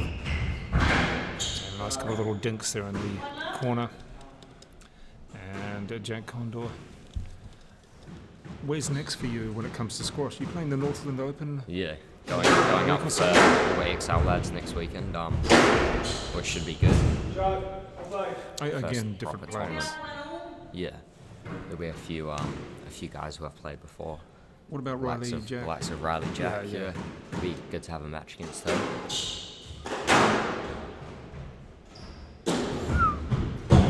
I think he's almost trying it a little bit too much now. Yeah, he has gone for that shot the last few times and it hasn't come off. Maybe he just needs to change it up a little bit. This is what I was expecting from Elijah, to play that backhand ball. Yeah, he's just going to keep on grinding down there and wait for Leo to make those errors. Move him around quite well. Nice. Well done. Straight to Thomas. 3-1. That's what we need, though, from Elijah Thomas. He's going to play it steady. Don't give Leo the opportunity to play as Yeah, it has to be shots. tight enough.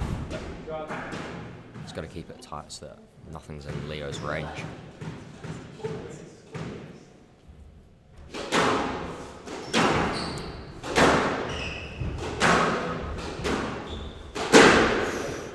Not much coming off at the moment for Leo. I've seen the errors creeping in. He's perhaps just needs to Yeah. take another short step on some of the shots. So, yeah. 6-1. So Elijah Thomas looking very steady right now, and Leo Fatialofa just seems to have lost his zing. Playing along, really going back. Oh, 7-1. alright, well. I guess it's reward for someone like Elijah, who's come so close to beating 10-1. He did beat him once, and come so close to He's been playing Joel as really well. well actually over the last 3 or 4 weeks. yeah. I think some of the guys might have their predictions quite correct actually. Indeed. I'll be asking shortly then, there is. Oh, gee, that was the sitter. We'll be asking for predictions of the grand final as well, Temwa Chileshe against Joel Arscott. So if anybody's got any predictions there, feel free to put them through. Yeah, that'll be an interesting match. Well, Tim's won the last 2 and 4. The last 2 times they played in this series in 4 games. Yeah. Nice play. Timwa's won 2 of the weeks and Joel's Yes. won 1. Yes, I think it is the conclusion which was expected. Yeah. And it is their home court, literally their home. And Literally court. their home, yeah. I think maybe next weekend they'll be quite pleased to be playing on a different court, even though this is great. It'd be quite Yeah. nice for them to play somewhere else. Speaking to Joel earlier, and he's actually really keen to just get out of here, go somewhere different for once. Oh, And now team 3, match ball. there we go. Ready to clean it up there. Elijah Thomas, plenty of match points.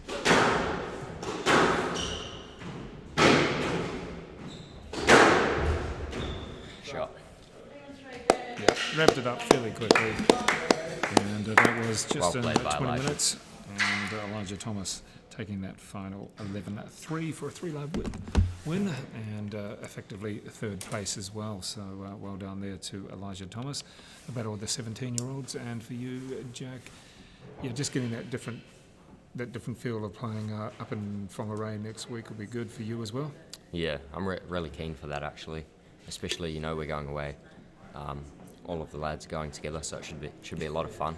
They're going to really dislike you guys, all those Aucklanders coming up and trying to dominate and win. But yeah, it's going to be a lot of fun. Yeah. And just after that, I mean, I guess you're waiting for a PSA satellite anywhere as well. I mean, you've got schoolwork as well, don't forget that. Yeah, I'm not too sure what's happening with that at the moment. Nice one. But yeah, that would be nice. Because I was about to join actually, like just before COVID, and then obviously everything was cancelled, and so that sort of screwed plans up, but it's all right.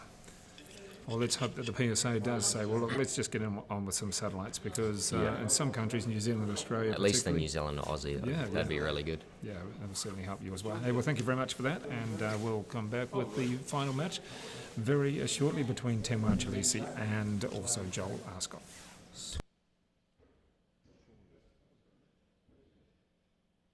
Very good.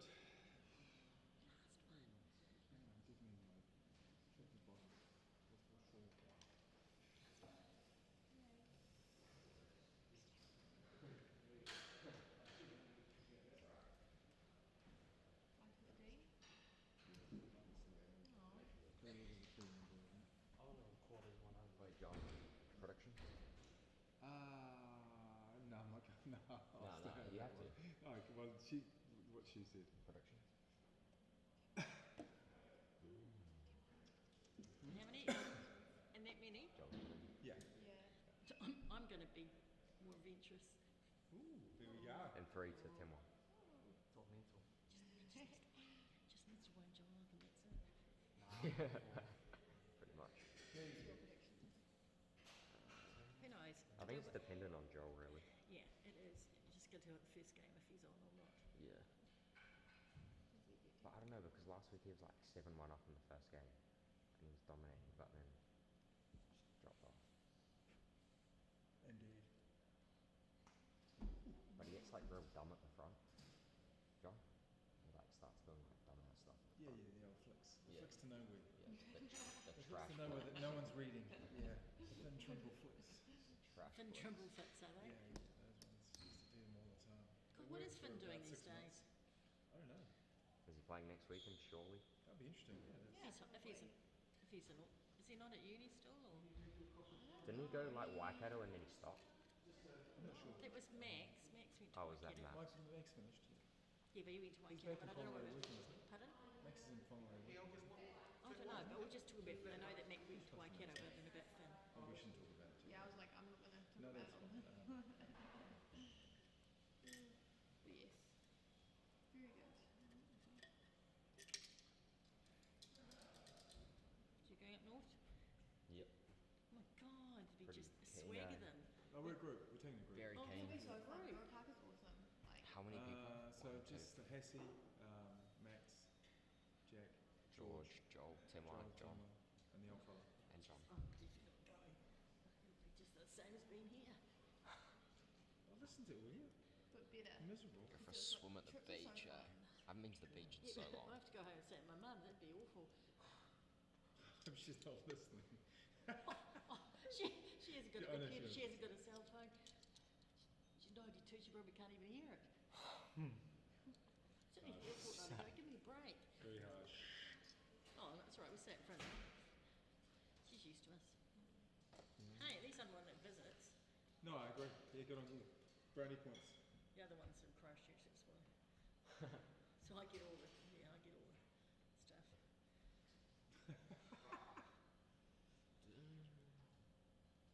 Been these? Yeah, thank you, brother.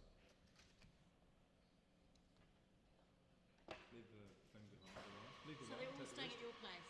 Yeah, you're welcome. Go ahead. Open it up or? John, you're definitely not going, are you? Are you playing? No. Are you going? No. No, I was going to say, it's just a boys' weekend, I'll be just... It's the lads. Just the lads. Let the lads live their life, yeah. Just imagine.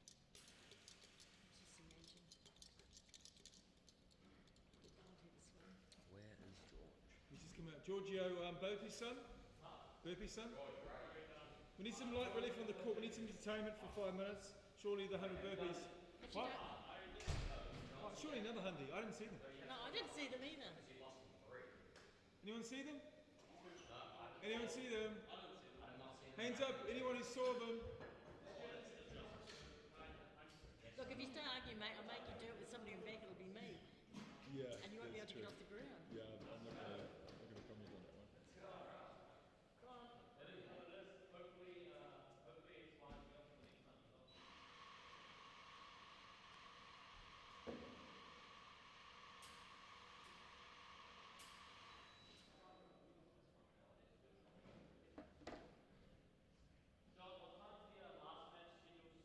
5:15, 8 minutes.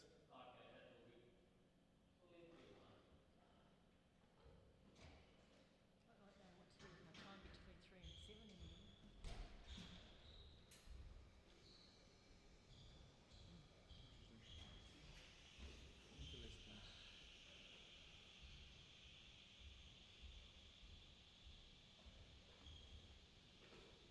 Who's that girl on your phone, Barry? Yeah, right. Everyone says that. Yeah, right, Barry. It's like the old advice ones, isn't it? Asking for a friend. Stop Yeah, that. exactly. Stop coverage. Wait till I tell your wife. Angela? She's probably got a guy on hers. So, have you come home and found all the furniture gone this year? Barry? Sorry? Have you come home at times and found all the furniture gone? Yeah, just about. If it wasn't for lockdown, you probably wouldn't have anywhere to sleep. Yeah, absolutely. I enjoyed it. You knew everything was safe and your wife wasn't going to put it on trade me. Lockdown was good. It was, I enjoyed it. Mainly because the weather was Oh, the weather was great, wasn't it? Yeah. Yeah. And you go for walks and chat to people. You could hear families with kids around you, and if it was raining, it wouldn't be so quiet. Oh, that's right.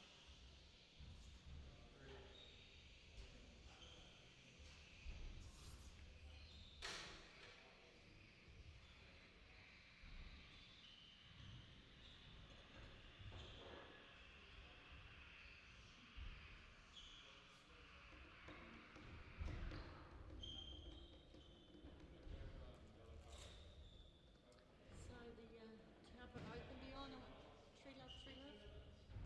Yeah. Kids and women's. Surely. No, the ladies definitely will be, but Yeah. If it's not, it'll be an absolute shock. we don't know how much Zach's done though. Yeah, but He's pretty fit because he's building. he's fit too, should we say. So, well, yeah.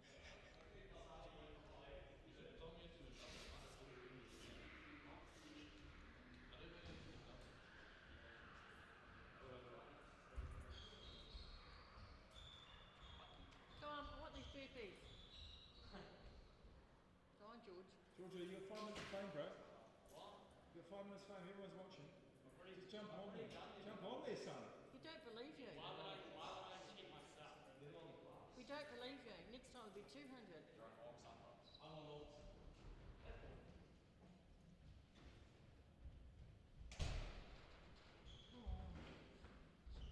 Last one. What are you going to do with your weekends, Dave? Eh? Getting paid. Right. I'm very keen to have you on this. It's underway. Okay. Any notable events during the day? I missed like most of the day, that's all. No live shows, no nothing?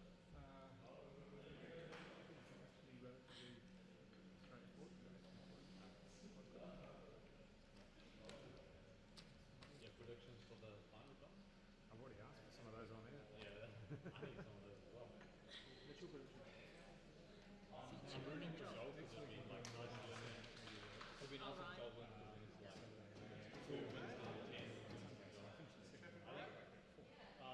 How did Tim look going? 7 at night, you're going to be at 4 in the morning. Did he do I No, I won. don't usually do the 4 hours there. So it's probably my first step. I've done it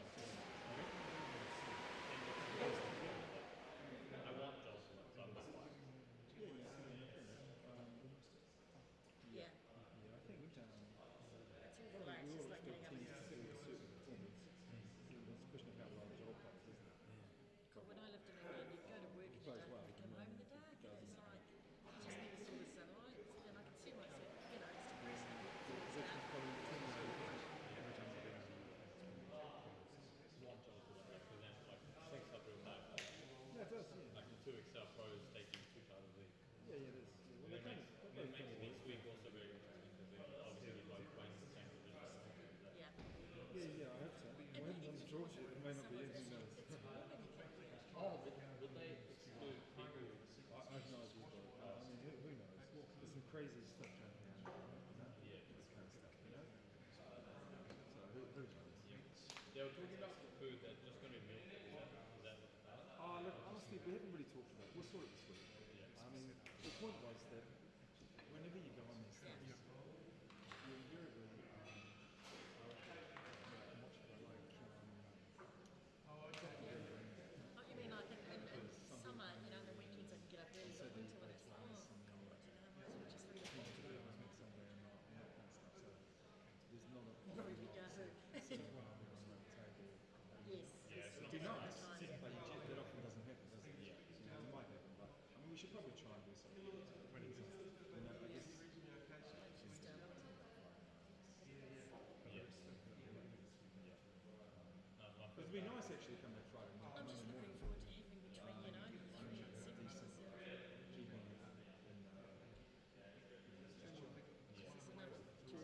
hours. We'll sort it the next day or so. Yeah, food wise. Well, you could put an email out. Like I know Just the put an email out. Oh, Not one person responded. It's just not well, one did, but they couldn't make it. So that annoys me. It's just like, well, don't tell me, like John said, don't just give them the opportunity. I think we're in the dinner on Friday night. But that's life. But then, the thing is, we probably. Like I'm getting tired now. I said to John, but he said, Because you guys are traveling, I'll put you on that.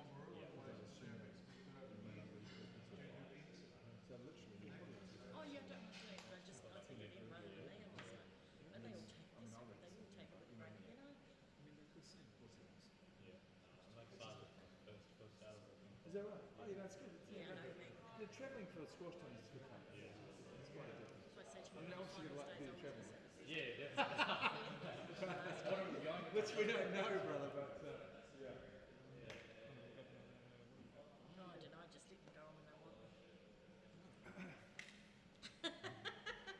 What's the time? Well, I would if Yeah. I All right, lads.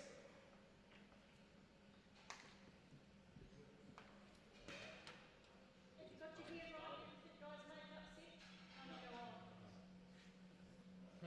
You're still out. You're still out.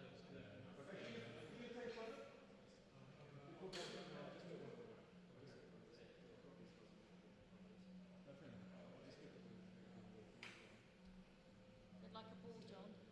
You already said? Okay, here we go.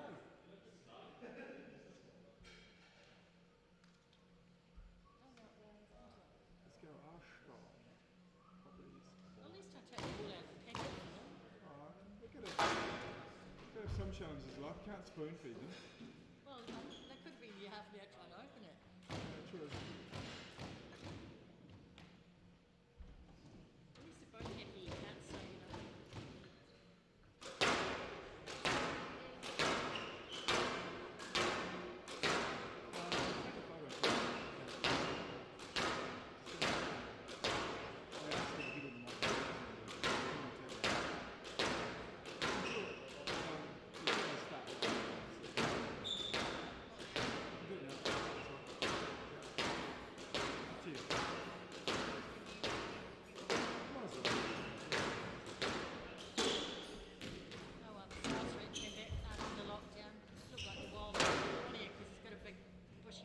Who's that?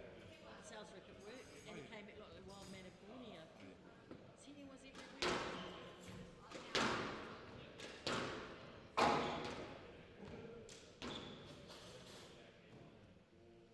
No pushing, no shoving, no biting. Smile. Smile. Smile, Joel. Come on. Come on, Joel. Come on, son.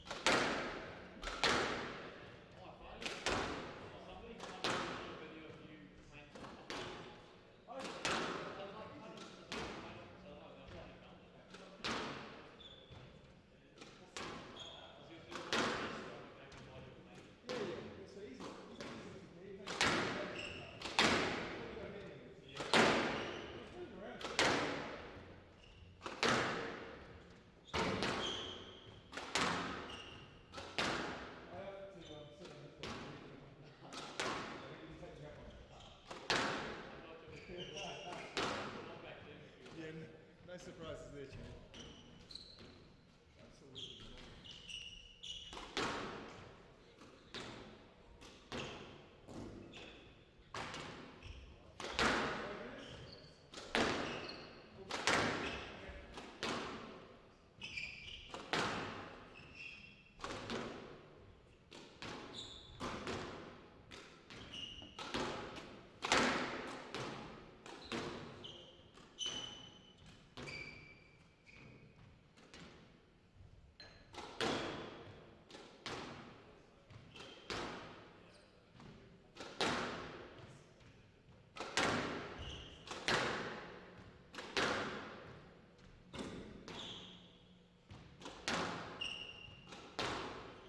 Half time.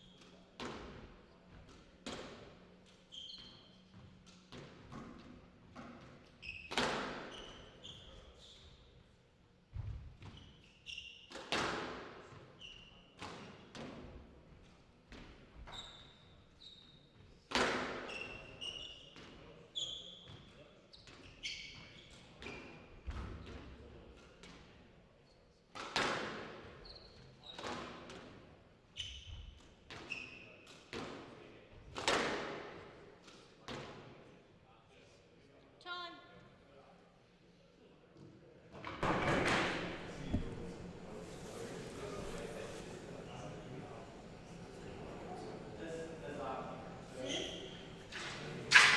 Well, welcome in for this, the grand final of the Unsquashable Premier League. It's been 4 weeks of a lot of play and a lot of players giving it a go. And finally we get to the stage, which it is Joel Arscott in the black, and we're going to have Chileshe in the white shirt very shortly. Players about to come onto the court and play their final. They've already clashed twice throughout this series, and it has been Chileshe winning twice in 4 games. He's also won 2 of the titles. Joel Arscott winning week 2, where he defeated Elijah Thomas. Now we're getting ready for a very entertaining match. So far today, the contests have been fairly straightforward, with Jack Conder winning in 4 over Apa Fatialofa. In the other match then we had Glenn Templeton winning in straight over Michael Shelton-Agar.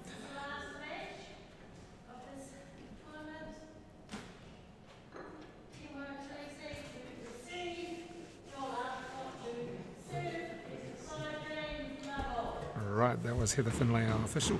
And of course the third and fourth place match was Elijah Thomas beating Leo Fatialofa in straight games. With me now, Hassan. And good to have you with me again. Yeah, good to be back. Good to be back. It's good to be commentating for the grand final of the entire 4-week league of the Unsquashable Premier League. Hopefully we're in for an exciting match. I know both players today are very zoned in, very fired up, very keen to see the outcome of this game go their way, and hopefully we see very interesting rallies and games today.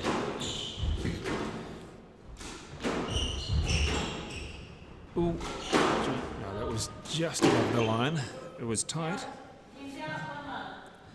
So a long first rally, and don't forget to let us know where you are around the world or around the country. And in fact, some predictions. We had a few predictions in the previous match, and some of them were even right.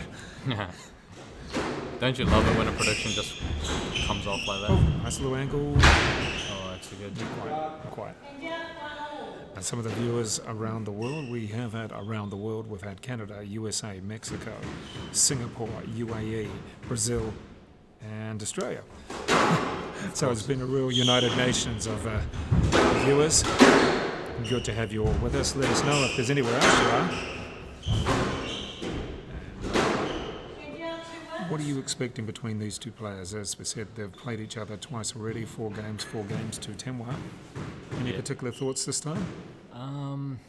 I mean, personally, I'd really love to see Joel come out and play his best potential. I don't believe we've seen it yet so far. Right. In this tournament, like maybe when he got the win over Elijah, but even then I feel like he had a lot more potential with him, and it would be nice in terms of like linearizing the results, like the 2 XL pros getting 2 wins each of the Unsquashable Premier League out of the 4 weeks. But you know, currently, so I want Joel to win, but currently I'd say Tenwa is the player that's in form, having won and won 4 over Elijah yesterday. But as we know, both these players very professional players, and ultimately it comes down to who plays better on the day. Yeah, and when you know each other so well, and when you know each other's games so well, it's just the little things. Yeah, like obviously these two play each other a lot in training, and obviously over the lockdown when they were living together, they've been playing each other quite a bit. Alright, so just feeling their way into the match so far, no one really taking the initiative as yet. These rallies are more of a test. Testing rallies, playing to length, trying to control the opponent behind, and then you see me shot by Tenwa, obviously.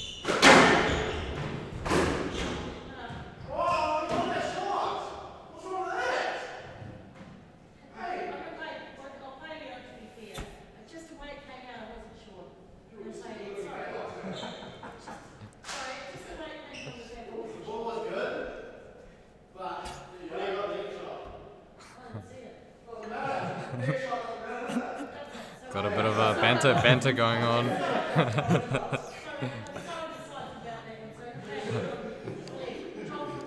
Yeah, just a bit of jovial conversation between the ref and the players. I wonder which way the players would have called it. Oh, what a response by Tenwa. The ball doesn't lie, eh?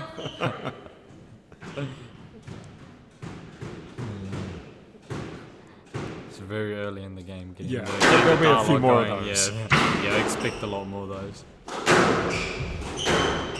Heather's doing a great job officiating though, especially against players like these, obviously. And does a great shot by Joel to the front. Yeah, so keeping toe-to-toe on the points at the moment between these two players. And the world rankings don't mean much. Not when you're 2-3-5 for Joel Arscott and 3-3-7 for Tenwa. Oh.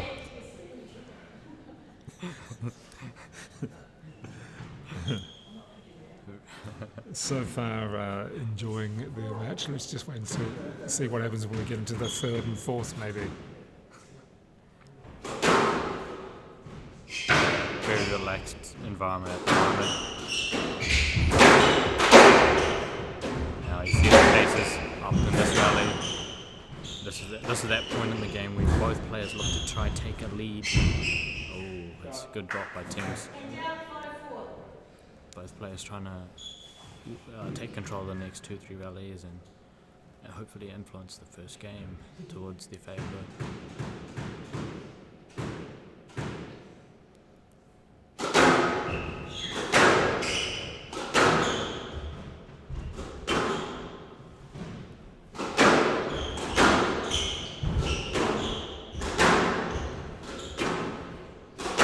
Joel just controlling the rally for now, locking Tim up behind him. And then Timmo with another brilliant shot.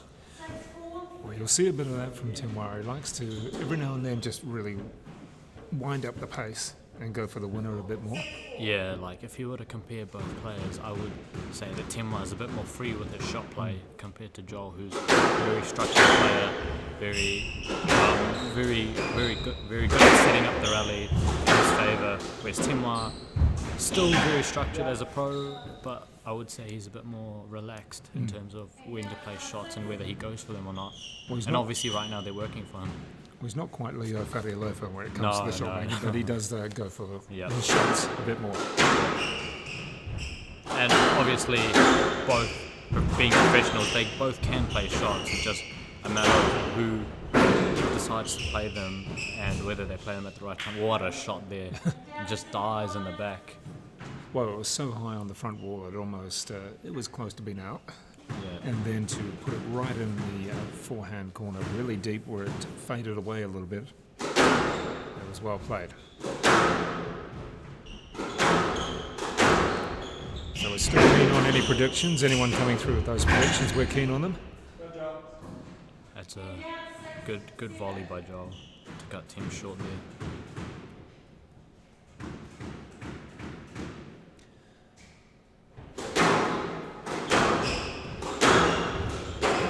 And that's another error by Timms. That's very interesting. I think we're probably going to get a long or short decision coming up soon if we keep this up. Early predictions, eh? Yeah, there'll be at least one. Yeah. Oh, that's another error by Timms. He's being a bit impatient there.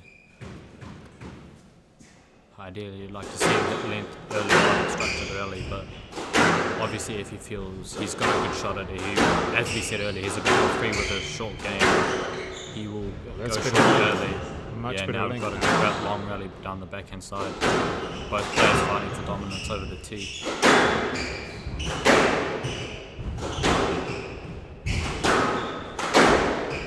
Just a matter of who's going to hit the first loose shot and whether the other player can capitalise on it. There's a loose shot, and as we said, Joel capitalises on that again with a volley drop. So just getting the couple points lead, getting closer to the game ball. We have options there for Chileshe. Decide to go forehand, and the both. These last few points haven't been very good for Timms, losing them in quick succession, and now all of a sudden Joel having game ball. Oh, that's a nice reach.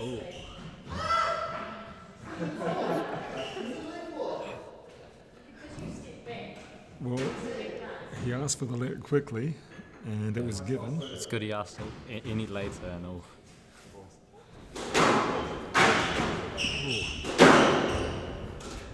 And that's another error by Timms.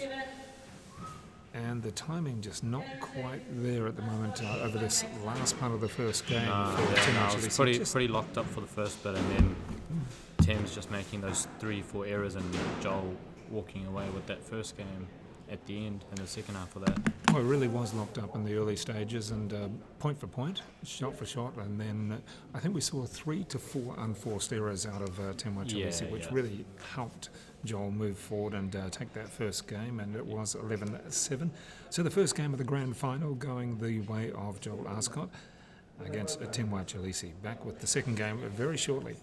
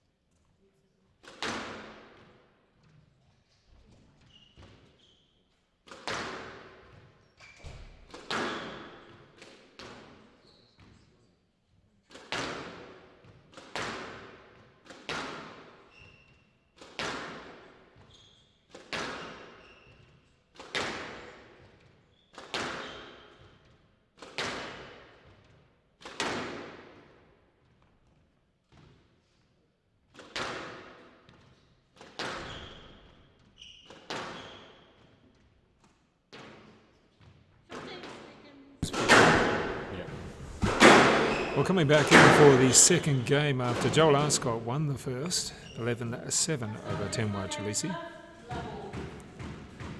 And it was a few unforced errors in the later stages. Hassan really caught Tenwa out. Yeah.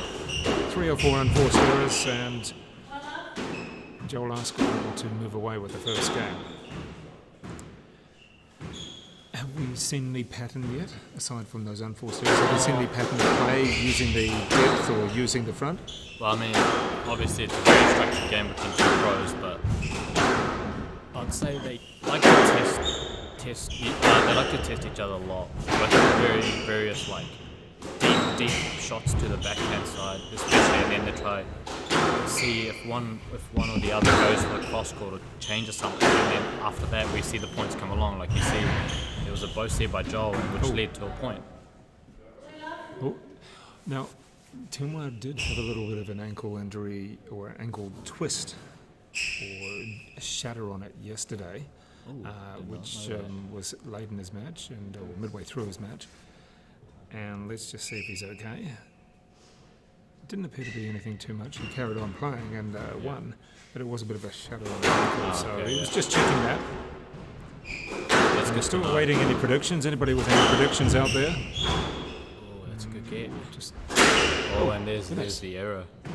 It was almost too easy, wasn't it?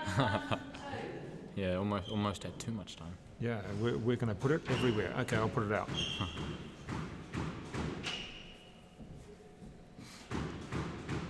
So maybe a little bit of relief for Tenwa Chileshe. Yeah, that would definitely, after losing the first one, making errors, to have Joel in control of the rally, then make that kind of error.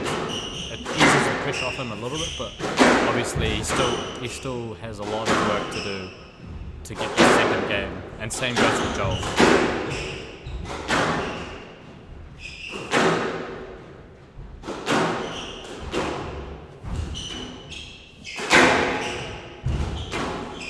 Oh, that's a very nice use of height, and that was very tight. Oh, it's a good shot by Joel. Tim, I'm misreading that. So we still have a couple of supporters going for Tim and 4. Well, he's going to have to back up pretty quickly because his first game effort was very mixed near the end. Oh, there's another post. Oh, that's a good retrieval. Oh, what a shot.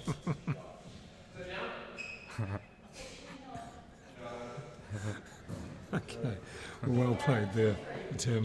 Yeah. He knew it. He knew it was a winning shot. Yeah, he can play those kinds of shots, and when he pulls them off, it's amazing to watch.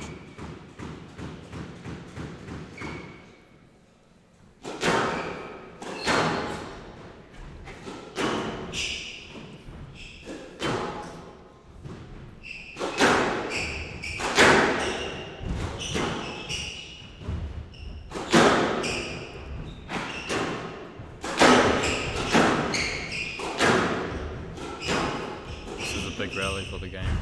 Very nice. Ooh.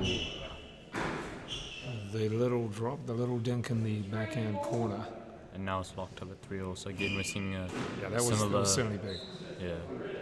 It was just a bit of banter. Joel saying he read it. Alright, so Heather Finlay, 3-all was the score. She's the official today and has been over the last 4 weeks.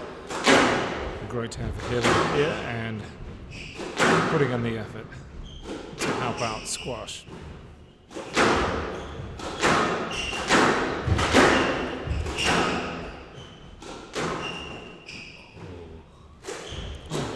Was he trying to be too sneaky, or did the ball drop so suddenly?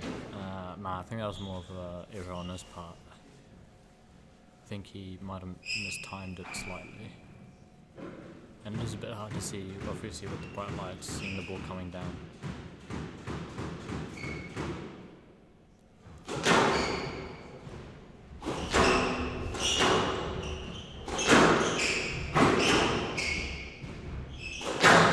Yeah, so we're seeing a similar pattern emerge where both players very early on, very locked up, both getting control of the rally, testing each other, trying to find that weakness or that one loose shot. Oh, there's a shot. Just picked it up. Yeah.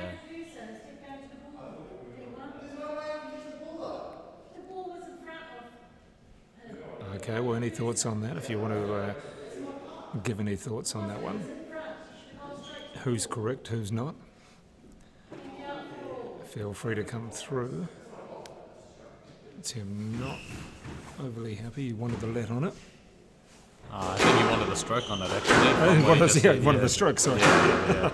He felt that the line was directly through Joel, whereas Heather Finlay, the ref, believed it was actually, he went straight for Joel rather than going towards the ball, which is actually in front of Joel, the ref. Well, it was very difficult for Joel to get out of the way. Oh, that's a shot. Yeah, that's a nice shot. Keep control. What Joel's doing so far in this match is actually keeping his head, not trying to do too much, and slowly working Temwa around. We had one person coming through saying that was a let all day. Yeah, it was just a little too high. And then our friend in Australia says it was a stroke. Back at it again, eh? Yeah. Well, we're all pretty good watching it as a referee. After that, it's just dying in that backhand corner. Oh, that's good lift.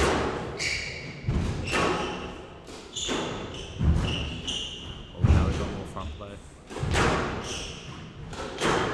Now we're back to the backhand side. Both players testing each other out, trying to pick off the loose shot. And well played.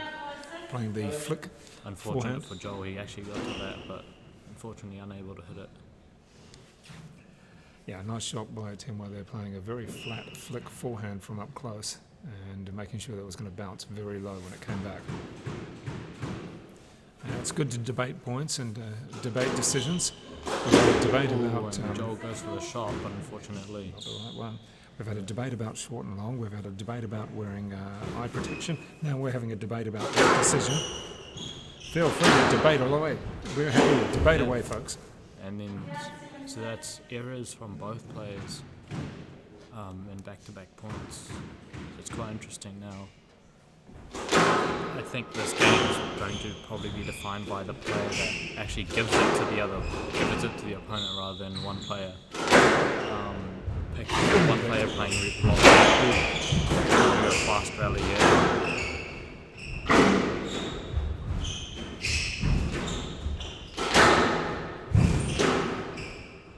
Joel just lifting to get himself out of trouble. Joel's back into it again. He was down in this rally. He's worked his way back in. That's good. That's a good shot by Temwa. Very good shot. A little bit more measured as well from Temwa Chileshe. So seeing a similar pattern locked up at 7-all again, just like in the first game. First game, and then it dropped away for Temwa. Yeah, it'll be interesting to see what happens from now.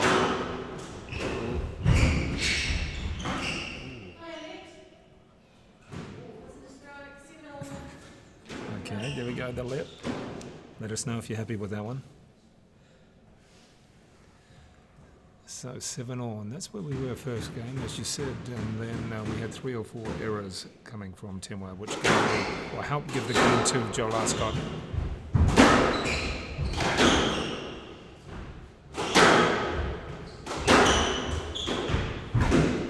Nice play. Next 2 points, very important. So I want to see Joel use the length and really push Temwa into the corners. See if we can do that on this one, down the backhand side.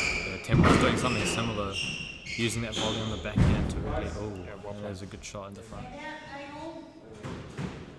You could see Temwa there just hold, check where his opponent was. Yeah, a very smart play by Temwa. Now we get Joel looking... good retrieval. What a get. Yeah. I thought we were going to see a dive there for a second, but unfortunately, no. Well, this will be interesting. People were predicting 3-1. We've got a way to go to get to that. Oh, and the error by Thames. Jeebus. 9-all. They're not giving much away. These guys really don't like clear-cut games, do they?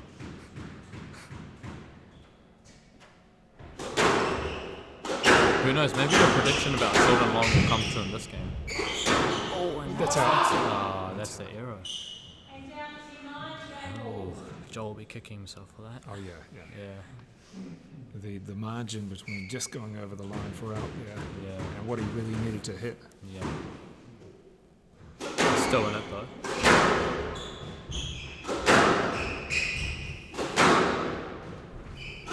Both players feeling it out on the backhand. Oh, and that's a good shot by Tim. Now we're locked up at 1 game more. Yes, indeed. 1 game all. So any thoughts there on some of the comments coming through? No, it's very good to see people debating calls and That's great. trying to figure out what the court conditions are. Yeah, I'd say it's starting to get a bit cold. So, I mean, yeah, We are in winter. I wouldn't necessarily call it a slow court yet. Yeah. Maybe give it another half an hour, then it'll be a real slow court. Yeah, But it does die a little bit in the backhand and the forehand corner to a certain extent, but we are only at, 6:15 at the moment, so Yeah. it shouldn't be too bad. Today has been cool, but hey, it's getting into winter, we're allowed to get cool. Yeah. It's not quite Brisbane where some of our spectators are.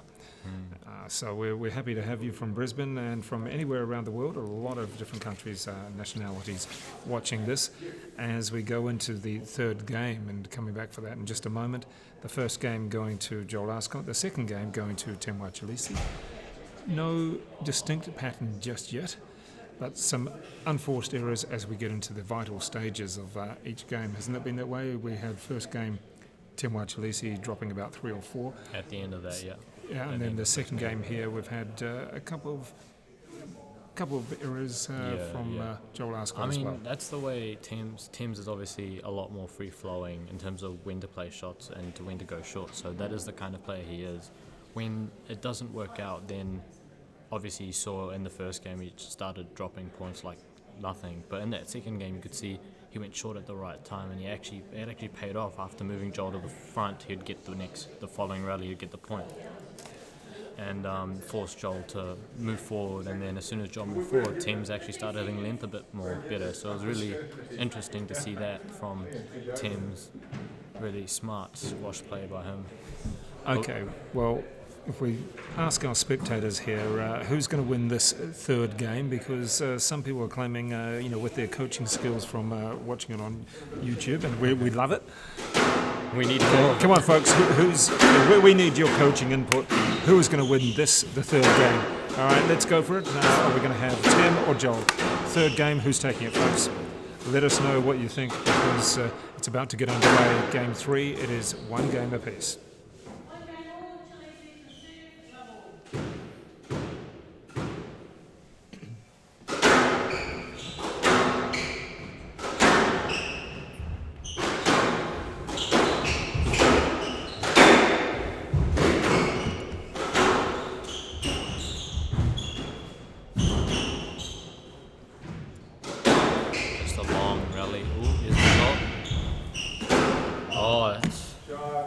Shot there by Joel.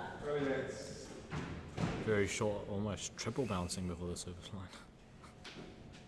Or probably quadruple bouncing, to be fair.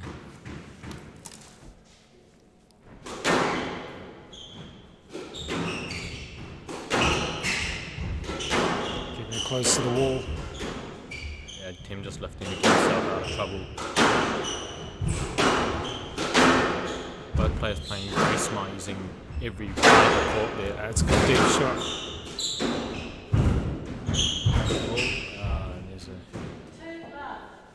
So Joel getting the first 2 points of this third game.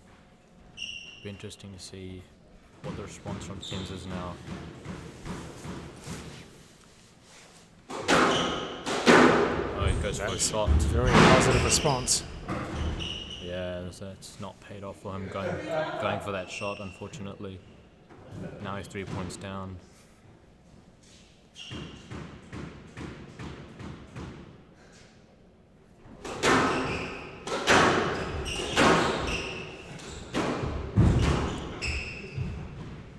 Oh, unfortunate. Not sure if he was trying to lob He was it trying. back. He's trying to lift it from the back. Yeah. He was tuck, and he obviously moved Maybe- he moved his grip up to choke it out of the back. But Maybe it might have been better if he went for a shot rather than a lift. oh, I mean, he could only lift in that situation because obviously, as we mentioned, it is dying more in the back now. So it was very hard to play a shot from the back unless you're used to that. Which in this tournament, it's only Leo Fatialofa is kind of the guy to do that. Oh, that's a good volley by Joel. Well, opening up a 5-love lead in the second game. It's really going to be a test now to... Yeah, now it's going to be interesting to see how Tema responds both mentally and what he changes on court as well. You can see he's hitting a lot better in this rally. He's not giving Joel too many openings. So she can lock Joel up to the back.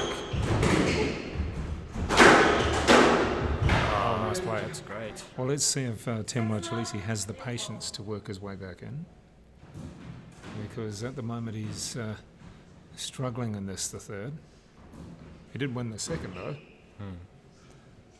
But Joel's had a good fast start and had a couple of winners to actually take out this lead so far. Joel plays really well when he's ahead as well, so he's going to look to dominate all the rallies from now. Ooh, that's a loose shot. Oh, and it's unfortunate. Well, 7-love, we wouldn't have expected this full stop between these two players at any stage. Yeah. Remembering that Tenwa has won their last 2 matches, both in 4 games. Yeah, Temwa's just hitting some looser shots now. He's trying to get his length, but so far it's popping out of it. See, now you see he's testing himself, trying to keep it to... Yeah.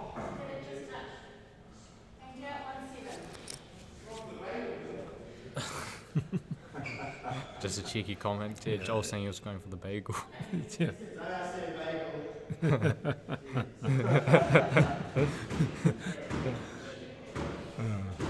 Yeah, it's nice to see both players really relax after this that kind of rally. Just being able to talk to each other like that. Oh, nice. It shows the kind of friendship they have on and off the court as well. Well, it's nice to make a joke, but Tim, you're down. You're down 1-8. Ooh, both players hitting very loose shots there. Keeping it tight on the wall again. And then, yeah, now Who's going to switch?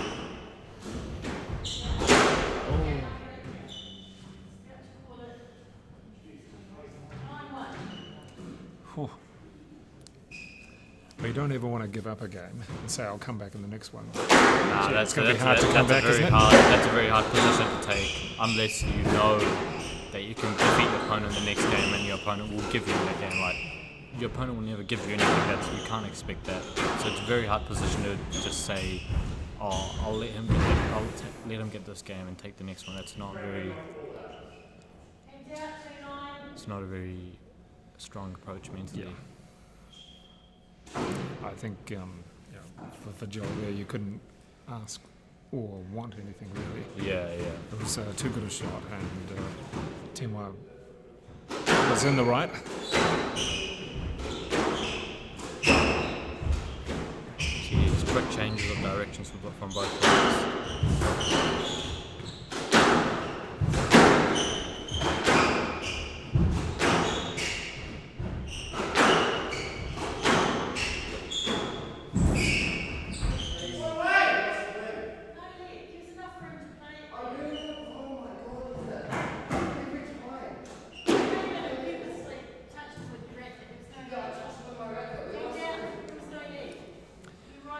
Well, thoughts from any of our viewers? We're happy to have them. We can even pass them on. It's very, very interesting because Tim's actually on court. He's actually a very controlled, calm player. He's a very calm, controlled player. He normally doesn't talk as much. So it's interesting because... I think he's just finding that that's similar to in the previous game that he felt that he had a similar call. Yeah. Like when Tim's talk, normally people listen because he's not a talker, definitely. Now it's a very fast-paced rally down the forehand. They've switched it up. We're back.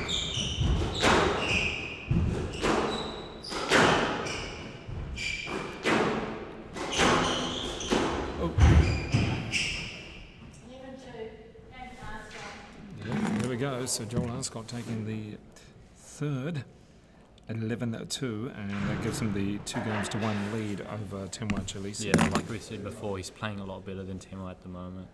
Like he's playing better on the day, and that's translated to a 2-1 lead. It is. I think Temwa in that just needed to get a point early on, but Joel very dominant off the tee, controlling the rally on the backhand. Just managed to take that game. Heather Finlay, you'll be pleased to know, as our referee, that she's got a couple of calls right, according to our viewers. Particularly that one. The court of public I think opinion. they're the best out there. I get to see it a little bit later and sometimes replayed as well. We'll come back with the fourth game in just a moment. This is the final of the Unsquashable Premier League between Joel Arscott and Temwa Chileshe.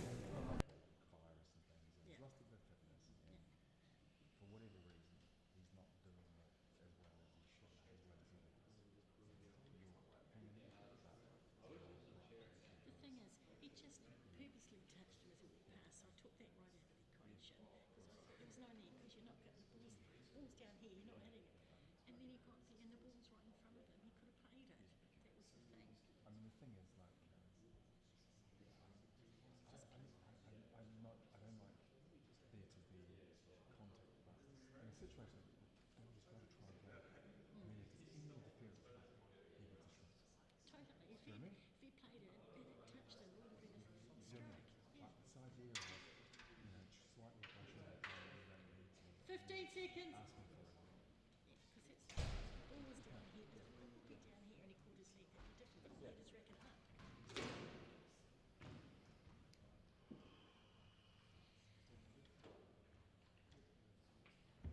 Time.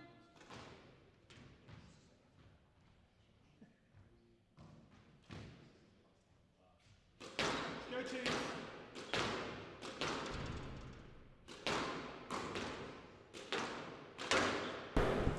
We're back in for the fourth game with Joel Arscott leading by 2-1, and the best advice so far is Tim, relax your shoulders. We've seen that. Is that going to help? Well, I mean, it's a start. Obviously, he's in a very interesting spot now. Where he's 2-1 down. It'll be mentally. He kind of has to say to himself, like, what is he going to do now to get this fourth game? What does he have to play like? And obviously, the start of that approach, you have to kind of relax your head. You can't get angry at yourself for making those errors and not scoring as much in that game. Well, the third game was just easy. On the scoreboard, it was 11-2 for Joel Arscott, and a little bit of frustration coming through for Temwa in that particular one. We haven't quite seen the Temwa that we expected. Sure, he won the second game, but he just hasn't quite been as smooth.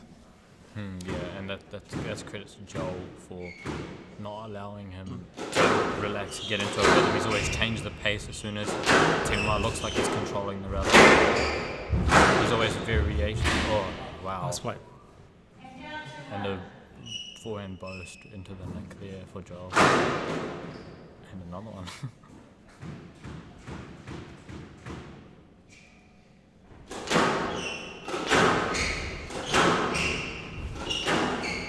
It's also interesting for Templeton, actually, when you look at it, he's not only down on the scoreboard, most of the calls haven't gone his way either. Yeah. So it'll be interesting to see how he responds to this. Ooh, and that's an error by Joel. Yeah, that was an easy error.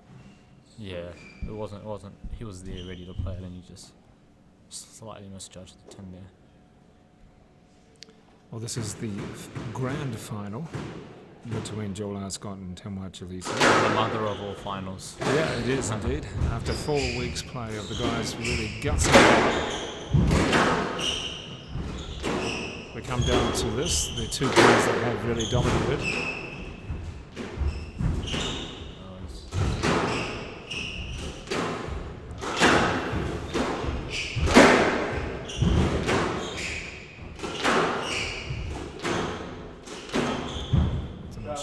A much better shot.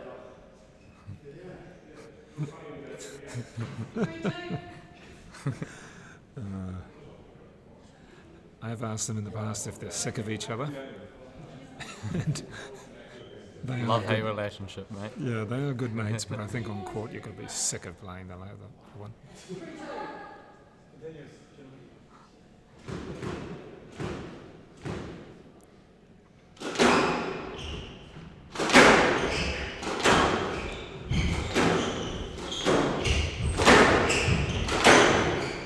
Good depth. Yeah, team one does look a bit more relaxed actually. Well, got it in the end.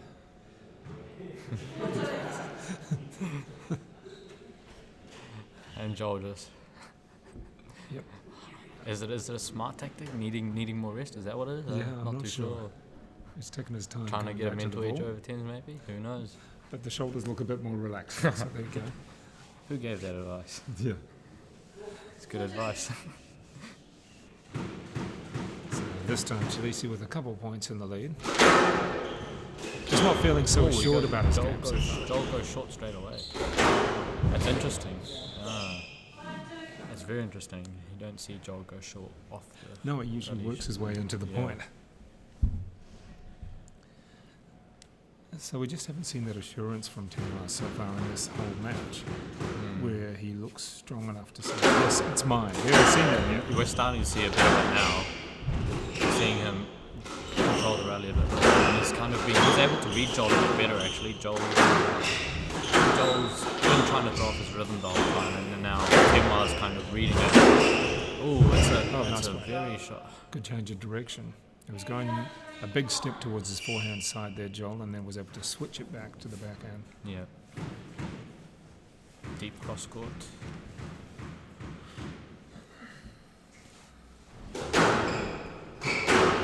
So if any of our viewers have any thoughts on how each player can finish this off, or in Tenwa's case get back into it, aside from relaxing the shoulders, we're keen to hear it. That's a very good shot by Thames. So now he takes the lead 6-3, and now Joel having to work himself back. We may see this go to a 5-7. That's a good shot. Keeping it low. He's thrown Joel's movement off a little bit, and obviously there's been a bit more contact through players moving through the tee, but not significant enough to ask for leads, but just slight bumps. So we have been going just under 40 minutes.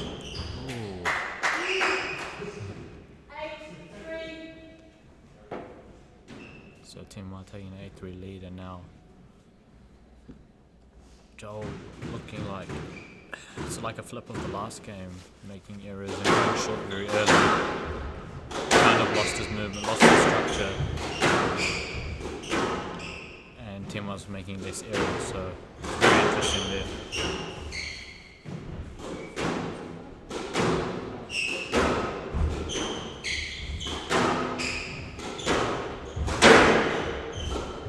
Ooh, it's a very good recovery by Thames.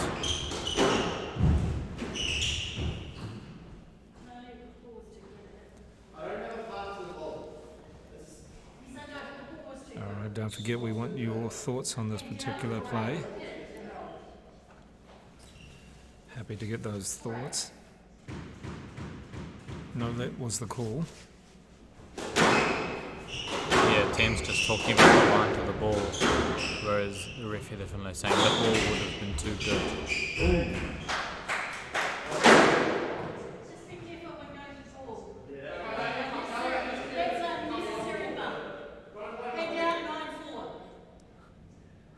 Yeah, so here they're just wanting the players to watch their movement towards each other, obviously noticing that there was a bit more contact as both players moved through the tee. Well, I think what you're getting now is Tenwa moving his way back into the match, putting a bit of pressure back on Joel. And Tenwa feeling that he's moving back in there. Oh, great angle from there. Oh, to that's the corner. It's going to be tough. Lift. Oh, Oh, that's a great shot. Finishing it off. Yeah, good rally there. cheeky.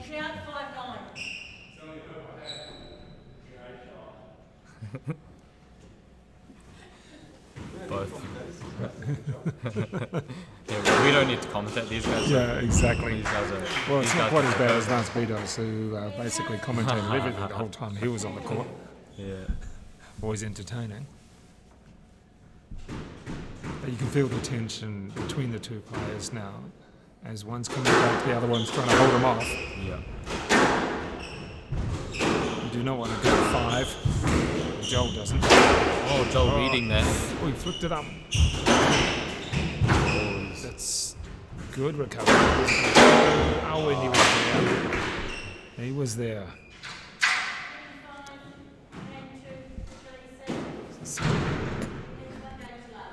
you can see the frustration on Joel's Yeah, face you can after see not that. Well, being able. frustration on the racket. Yeah, poor racket. Nah, it's hard. It's very you can see he was hoping they would get into his element and control that game a lot more, but Teamwire just adapting and coming back real strong, and now the grand final's going to 5. Yeah, there we go. Well, we wanted a tight final. We're getting it. And going to 5 between these two players, Joel Arscott and Teamwire Chileshe.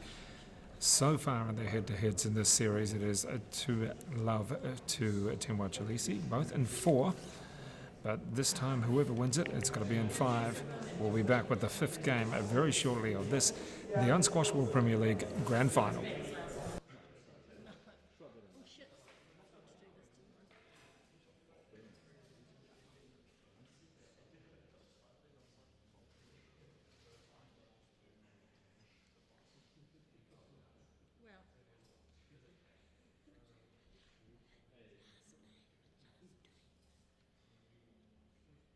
I was just telling them.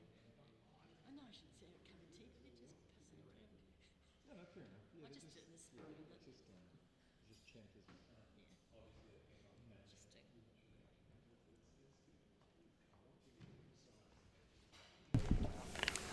All right, getting ready for the 5th game, and let us know. Okay, we come through to the 5th game, and it's I don't know. I'm trying to think which way would I put my money. At the moment, I think I'd hold on to it. Ah, yeah. So the option that no one knows exists. Exactly. That I don't lose, full stop, whichever way I go. Yeah. And any thoughts out there, folks, of people watching, who is going to take this now?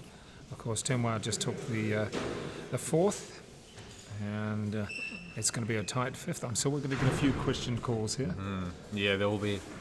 There's going to be a lot of. I wouldn't say anger, but there's going to be definite questions asked of the ref for any call that's what she gives in this 5th game. So tell me, for you, being here the last couple of weeks and watching also online, you enjoying this series? Giving you something to watch and giving you a bit of inspiration for your own squash? Yeah, there's definitely like this, having this kind of Unsquashable Premier League on PSA Squash TV, streaming around the world, gives the squash community so much hope that squash will come back on soon. And to see squash at a professional level just really shows everyone that, you know, hang on to your feet. COVID hasn't taken over the sport of squash. Squash can still be played, and eventually all over the world, squash will be back. No. Hands out. Sorry. Hands out, 1 love. Sorry, correction, 1 love.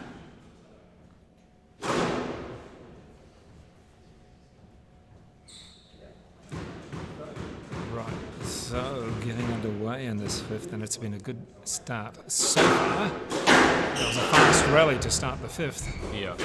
The fitness levels are there for both players. They both are very fit. Yeah, you can see the pace has definitely increased a bit. Both players looking for that aggression. Nice reaction. Oh, he what did a get it retrieval. back. Almost slipped. Oh, and he makes the Not error. quite. Oh, it's going to come down to which player plays better in this game. Well, it's. I think the momentum's gone with Teamwire. He won the last game. Just slowly moving into this 5th. Looks a little bit more confident. Temma looks a lot stronger and confident here. It'll be up to Joel to see how he responds and whether he decides how he's going to take control of the rally and throw Temma off.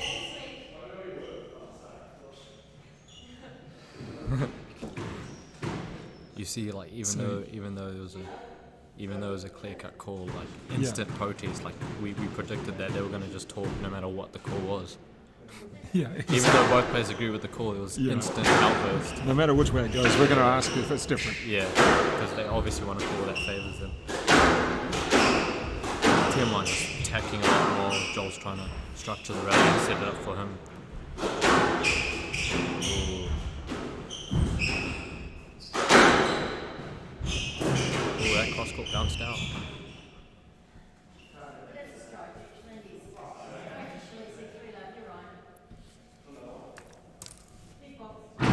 I think the thing is here, both of these guys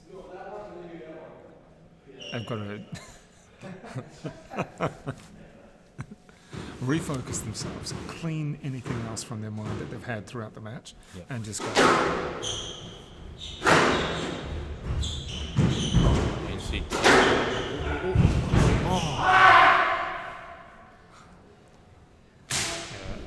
And Joel Arscott really wants this. Yeah.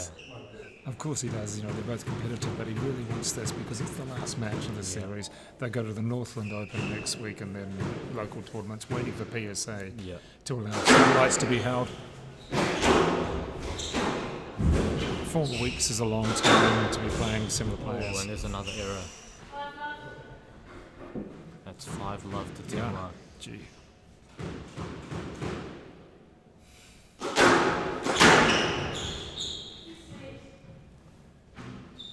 Points are coming thick and fast now.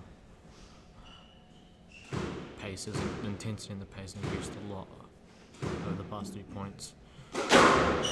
Both players looking to be aggressive. Currently Timwa hitting the cleaner shots to length. Ooh. And we've had one of our friends who said we'd love it to go to long short in the 5th. I'm not sure we're going to get there at this stage, but the second part of the comment, if we can keep it together. Yeah. It's in a way, it's interesting because Joel. You see Timwa pointing his head there. It's interesting because if you talk about mental spaces, like Timwa being ahead, it's more relaxed and comfortable mentally, and then there's Joel who has to. Oh, that's another shot that doesn't go his way. You have to wonder what's going on in the mind of a guy like Joel being down 6-1 in the 5th game of the grand final of the Unsquashable Premier League. Like, well, I think he's saying I don't want that ball to happen again. Oh, yeah. He's definitely saying that. He's also like, as a professional, there's a very important process that you go through between points. Using that right-hand corner depth there. Yeah, definitely. He's trying to figure out what can he do to get a point on that. The question is, does he execute? He's got to stay in the rally. Just.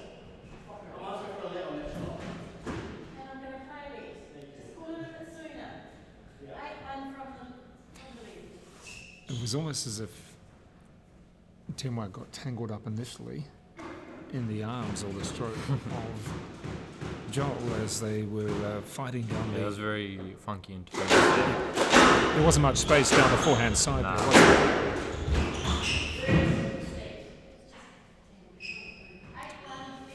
So we do thank everybody from around the world who has been watching today and on all the other days as well. We've had some good figures, particularly in that first week on the PSA YouTube. You'll see there's a bit more movement interference between both players now. Now Joel getting 2 points. Timwa still very comfortable with the lead, but in a 5th game, in this kind of setting, you never know. Stayed in. Oh, it's a nice shot. Well, just 2 points away here for Timwa Chileshe after being down 2-1 in this, the grand final against Joel Arscott. Their world rankings are about 100 places different, but it doesn't really mean that much. No. That's a tight shot. Really hitting the wall. Yeah, like most of the time. Like I would assume that these guys are probably boats.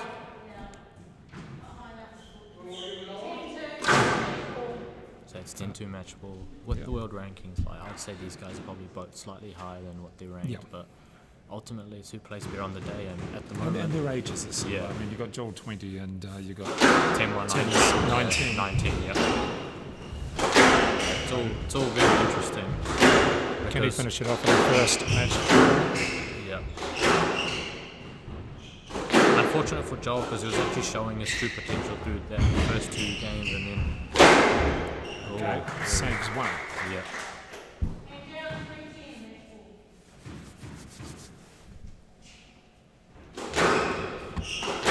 Throughout this Unsquashable Premier League, I reckon we haven't seen the best of Joel, and we all know he can play a lot better. Oh, he's retrieving everything right now. Timwa's going to have to pull out something, or Joel's going to have to make an error for Timwa to get this last point.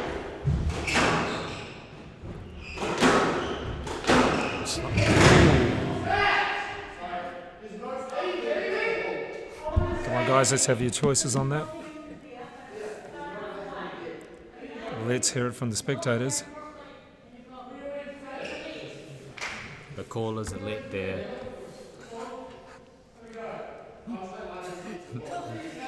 And then, as we mentioned, any call is going to get heaps of talk from both players, even if it is the right call or even if it's the wrong call.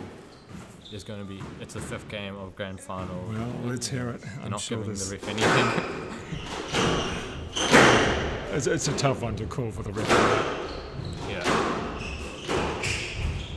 Oh, here's another error by Timwa. So, second match ball saved.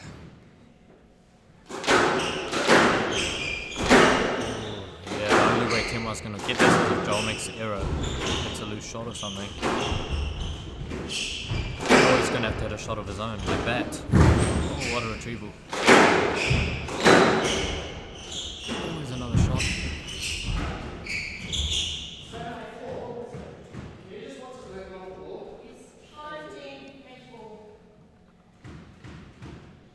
Oh, it's all very tense. Timwa's hasn't been able to convert these match balls yet. There was no bet on that from our viewers. Yeah. We have a consensus. Yeah, it's pretty good actually. The first time we've had that. Yeah. Oh, there's a shot. What is it?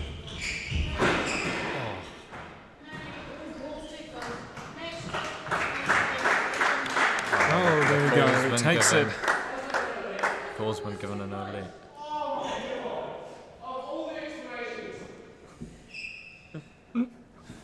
And it's always tough when it comes down to a Christian ball on the final. On the final there, so it is Chileshe takes that out, and success there in the 5th game. Well done to Chileshe. It's a tough one. If anybody's got any thoughts on that and how it finished, but in the end, it is the champion in 5. It did take 53 minutes to complete, and Chileshe winning that in 5. What do you think? Oh boy. You're thinking you're glad you weren't the ref on Yeah, that? definitely glad that I'm not on the hot seat there, eh? Well, ladies and gentlemen, we do appreciate you tuning in from around the world and hope you've enjoyed the last 4 weeks of this Unsquashable Premier League.